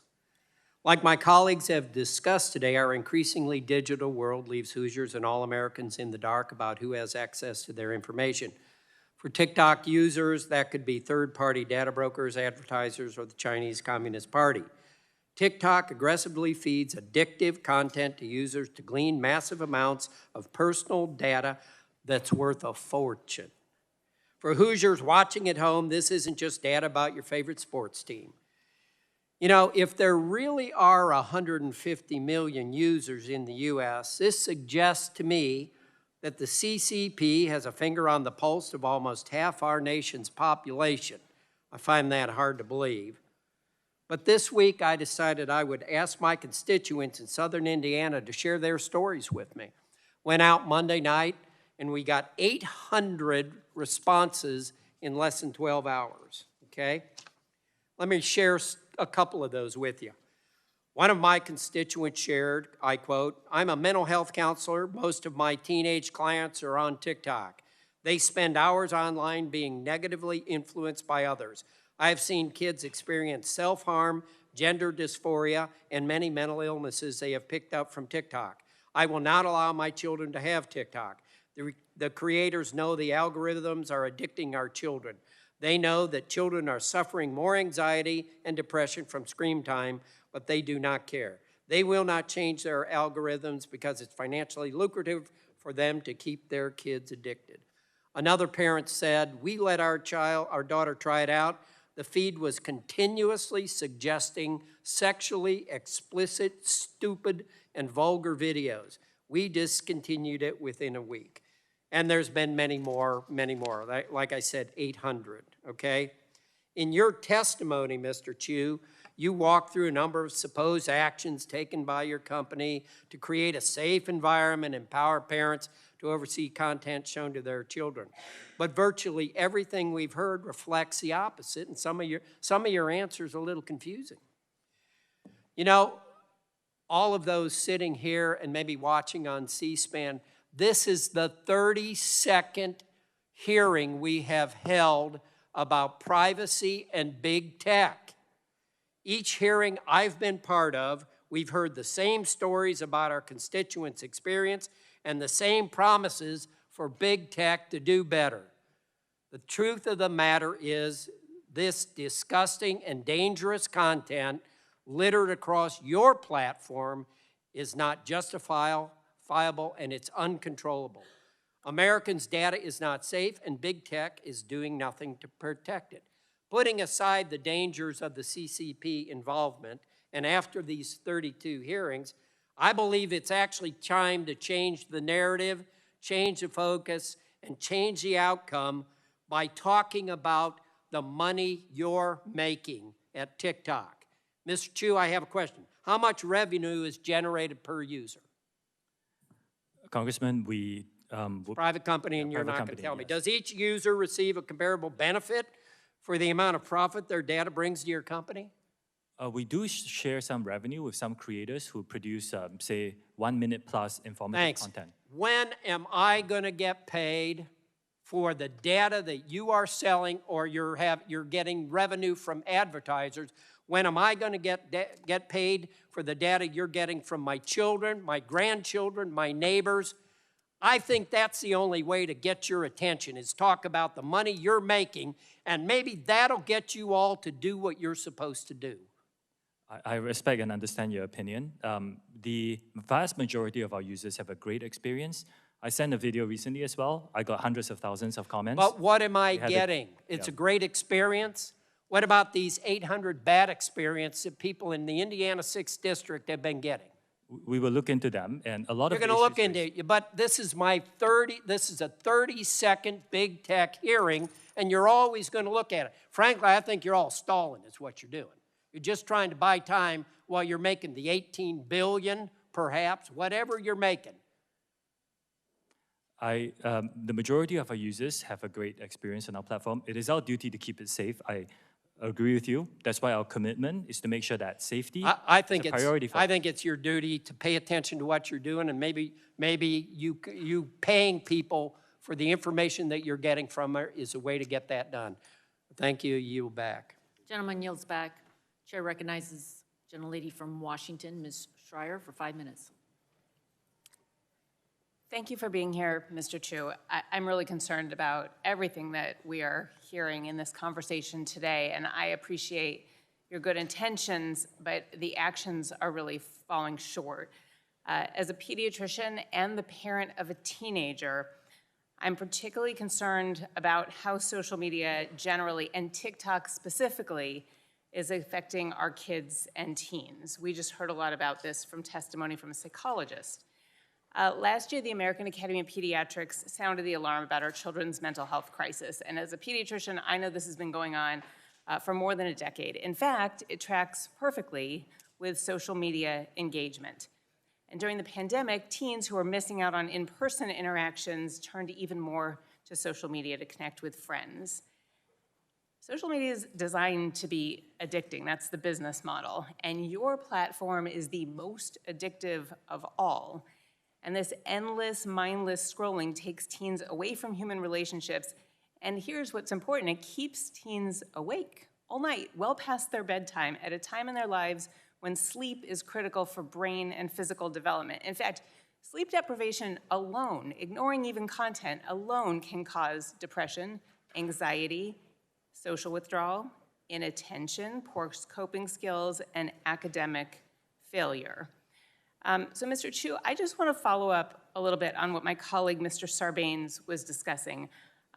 It is your business model to keep eyes on the app, to keep it addictive. I know you likely have experts who have advised you on how to design this to keep those eyes on your platform for the longest possible time. So I want to know if you have psychologists or other health experts on staff looking at screen time, hours of use, and sleep. We worked with the Digital Wellness Lab, Congresswoman, and at the Boston Children's Hospital, and we came up with a 60-minute default limit for any users under 18. We were the first to do it in our industry. That is an opt-out, and I can tell you, they're going to immediately opt out. It is addictive. It's We like also give asking tools. a chain smoker not to take the next cigarette. It is not going to happen. And by the way, first I have a question, then I'll go back to Boston Children's. Mr. Sarbanes asked earlier, what is the percentage of teens who actually adhere to the 60-minute limit? I would need to check on those numbers and get back to you on specifics. I'd appreciate those numbers. Yes. I'm guessing it is an incredibly low percentage who actually heed that. Now, as far as Boston Children's goes, I know you're referring to them as a source for these ideas about go outside, get some air, take some time out. But I can tell you as a pediatrician, I'm guessing their suggestions were a little stronger than that. And so I'm wondering what is the next step? What are you doing when you find out that almost nobody is really opting out after 60 minutes to take this burden off of the kids and off of the parents and change your algorithms to make them not so hooked?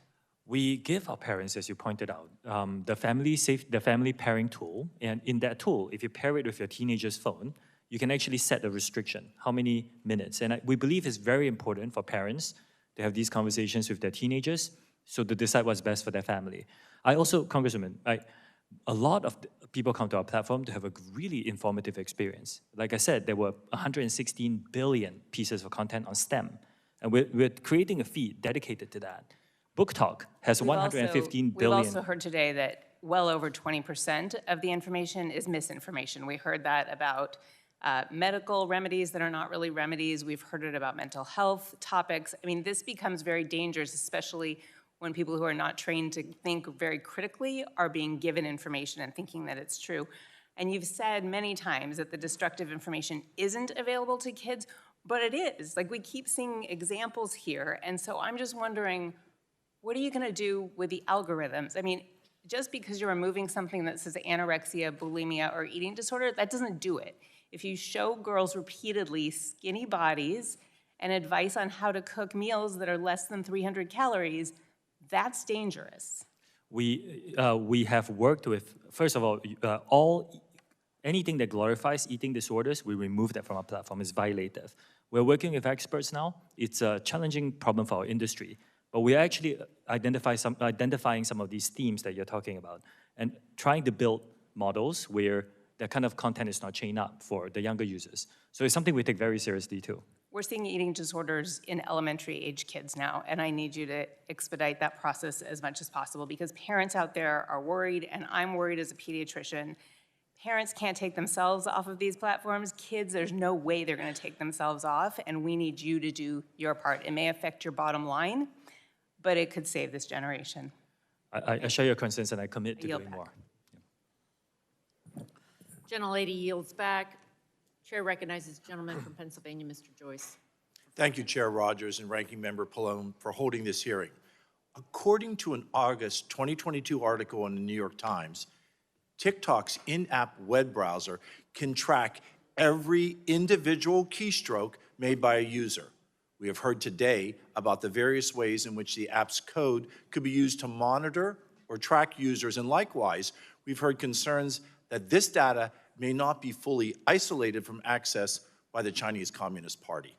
That said, I'd like to know more about the historical, non-public U.S. personal data that your company has already amassed. Mr. Chu, you have publicly stated that the non-public information of TikTok users in the United States is being transferred to an Oracle-based cloud infrastructure because of safety concerns. Will that be completed by the end of this week, by the end of this month? What's the outline for dealing with that data that you've already amassed? All new data is already stored by default in this Oracle Cloud infrastructure with the No, I'm talking about the data that you've already amassed. We are in the process of deleting. What timeline will that data be able to be stored?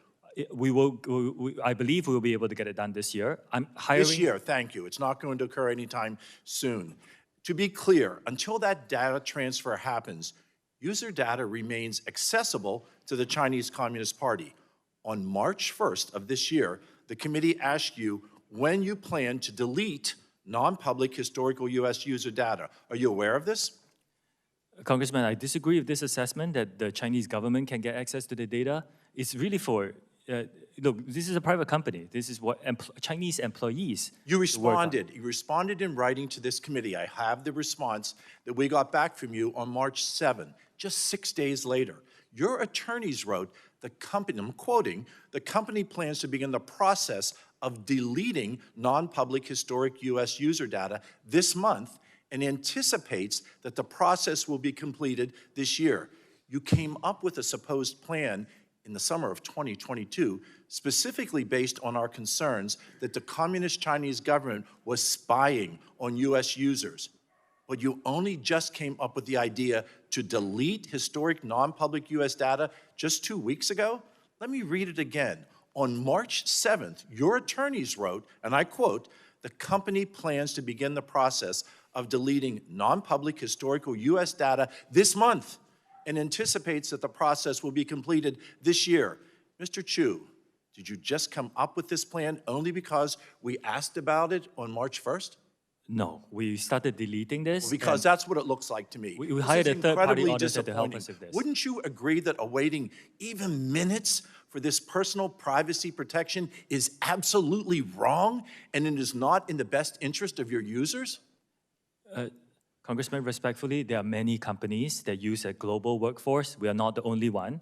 We are just taking action after hearing Given the concerns. delay in Many other deleting companies this have data not. and what we've already established about the ability of the Chinese Communist Party to access personal user data, would you agree that no U.S. government electronic devices should have access to TikTok platform as your lackluster security currently stands? I disagree with that characterization. Like I Do said, you think the U.S. that any individual should be utilizing that on any government platform? I think the government devices shouldn't have no social media apps, to be honest, but And not particularly targeted with to us. TikTok. Mr. Chu, during this hearing, you have mentioned several times that there is a, quote, different experience, your words, for children under the age of 13. That is correct. Different experience. Mr. Chu, do you allow your children under the age of 13 to participate in TikTok? Yes or no? I did just explain this in detail. This experience doesn't exist in Singapore, where my children live. If my children lived here, then yes. Based on what we've heard today, it's clear to me that TikTok as a company cannot be trusted, and that Americans remain significantly at risk because of the TikTok app. I still contend that TikTok is the spy in Americans' pockets. I want to acknowledge that TikTok does have the ability to make those changes, but unfortunately, we have not heard that from you today. We have not heard a commitment to be able to protect the personal privacy that Americans expect and that Americans deserve. Thank you, Madam Chair, and I yield the remainder of my time. Gentleman yields back. Chair recognizes.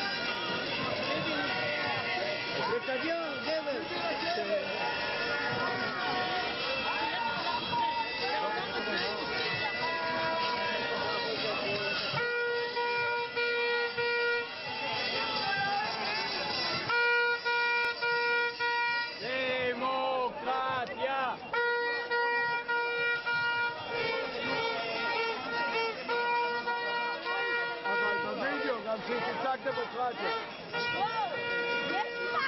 הריבון הרביעי.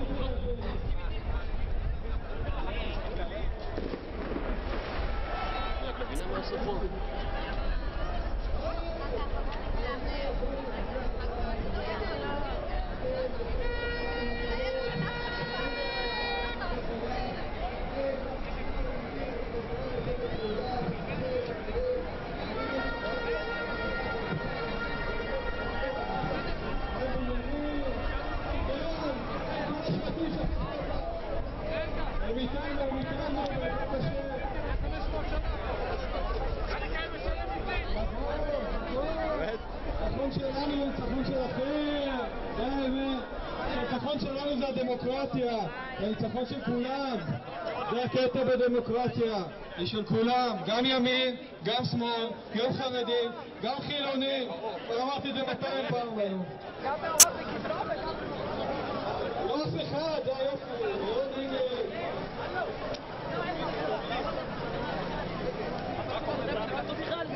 איפה זה כתוב? שנייה, אני לא כתבתי את זה, אני יודע אבל, איפה זה כתוב? אתה יודע איפה זה כתוב? מכות, ראינו אותה, מכות! הנה מכות, לך תצלם את המכות, לך!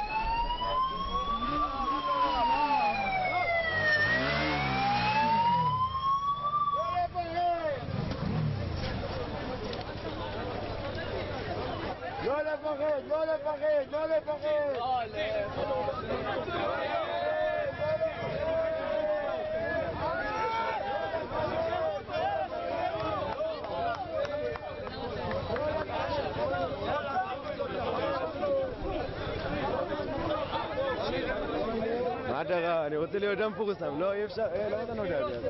אל תדבר בי. מהר, אל תדבר בי. מה אדרה? יא, יופי. עכשיו יותר טוב.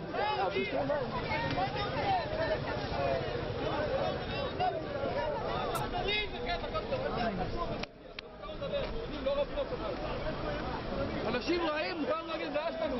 לך תפגין, תעשה מה אתה רוצה, מה הקשר לביבי? איפה האמת שלכם? איפה האמת? ביבי זה הפגנה אחרת! זה הפגנה אחרת! הוא לא צדיק, אבל זה הפגנה אחרת! מה זה קשור? מה זה קשור? מה זה קשור? אתם קוראים את העם! מה זה קשור?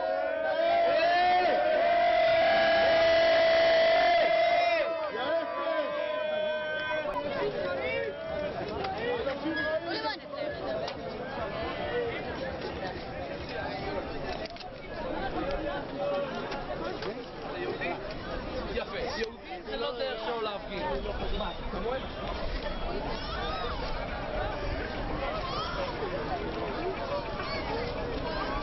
כן, נראה קורה כאלה.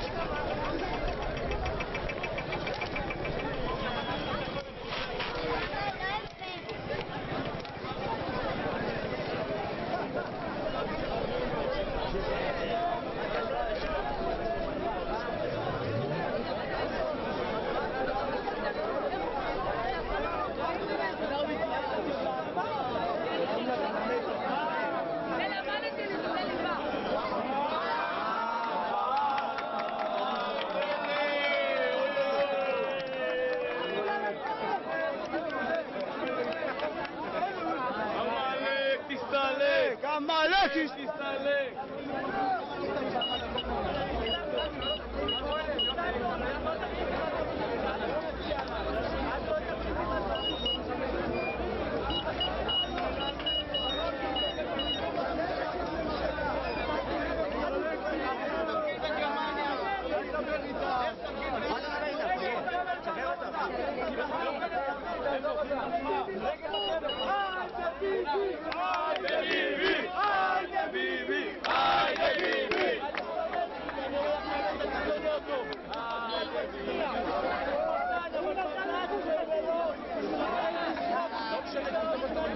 מי שרוצה לבוא לשאול שאלות שיבוא.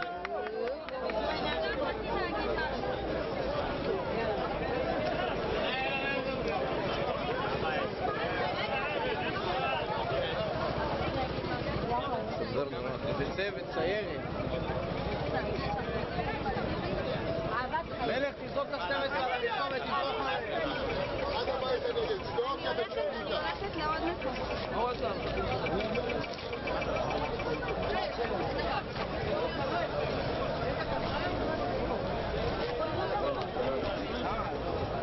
תן לי פעם אחרונה, שנייה. גבר.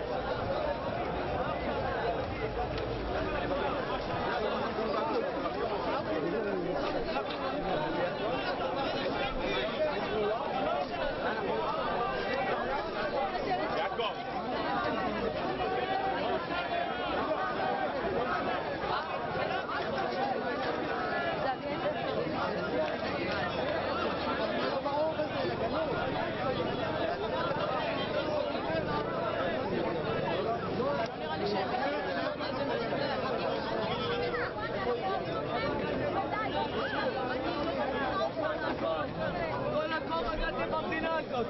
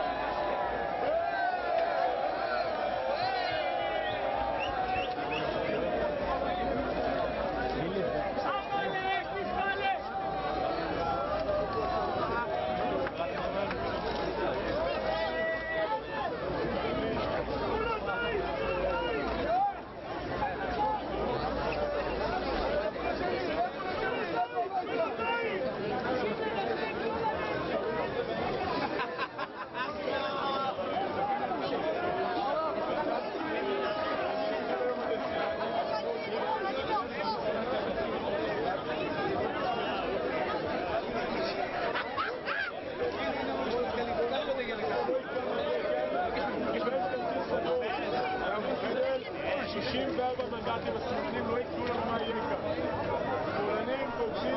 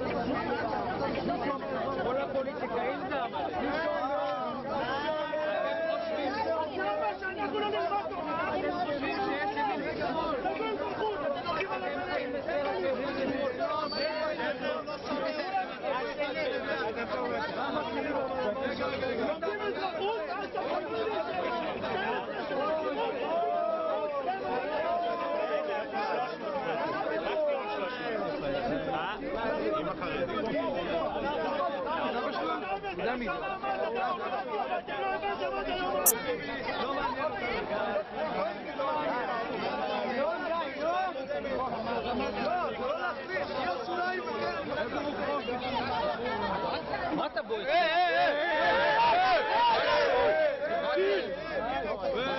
אני מגיע לך!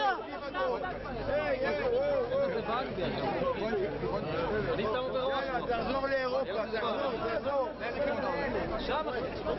שם ילד בבא.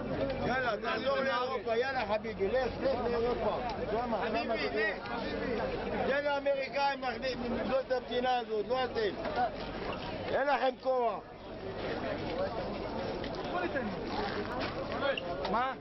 חבר'ה, להפגין גם אתם, אל תפחדו מהם. יופי, טוב מאוד.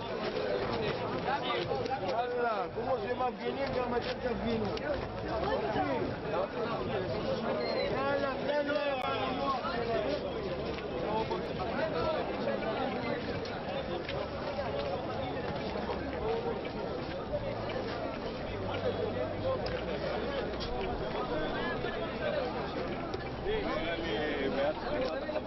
גם באילת, לא יודע מה. כן, אוקיי.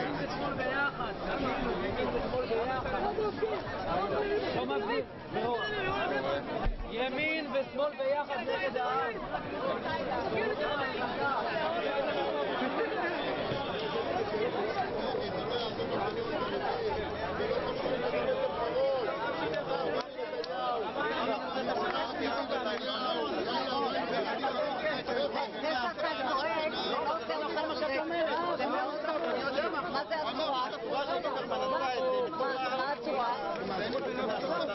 למה אתם אוהבים אותנו?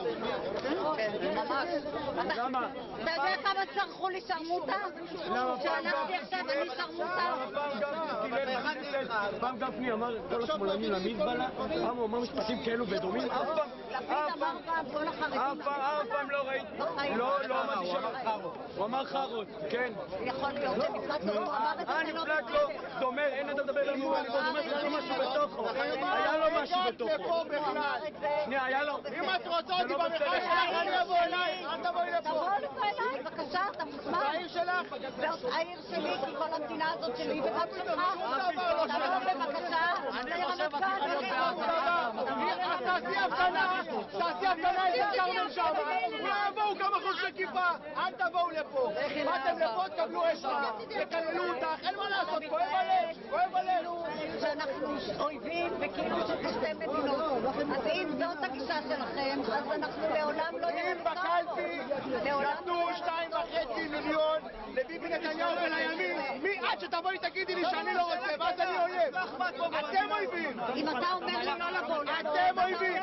אם אני עובר את הצומת שם ויש ככה אגרופים להתנגד, אז את אויבת. להתנגד לא אליך, להתנגד לדיקטטורה. אתם הדיקטטורה. אתם מפרקים את המדינה כבר חודשיים וחצי. אני דיברתי באלימות, תעני לעניין.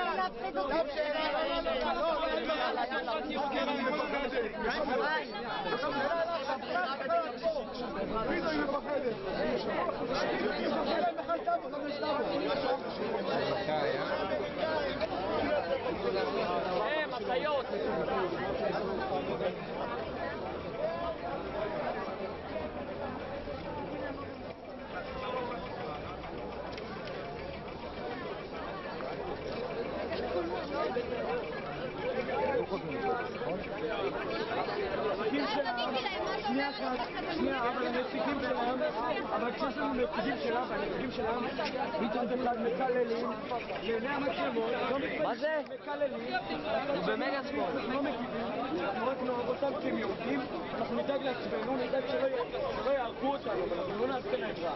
פה, אני ליד ישי. אנחנו נעשה להם רע, מה טוב לנו לעזוב את העניין שלך, שיהיה להם רע.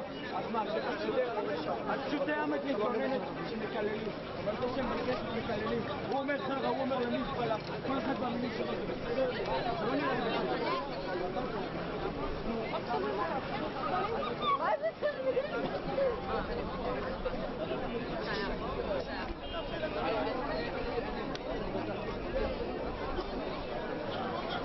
בגלל הקרקע, אני שלא יבוא אלי איזה...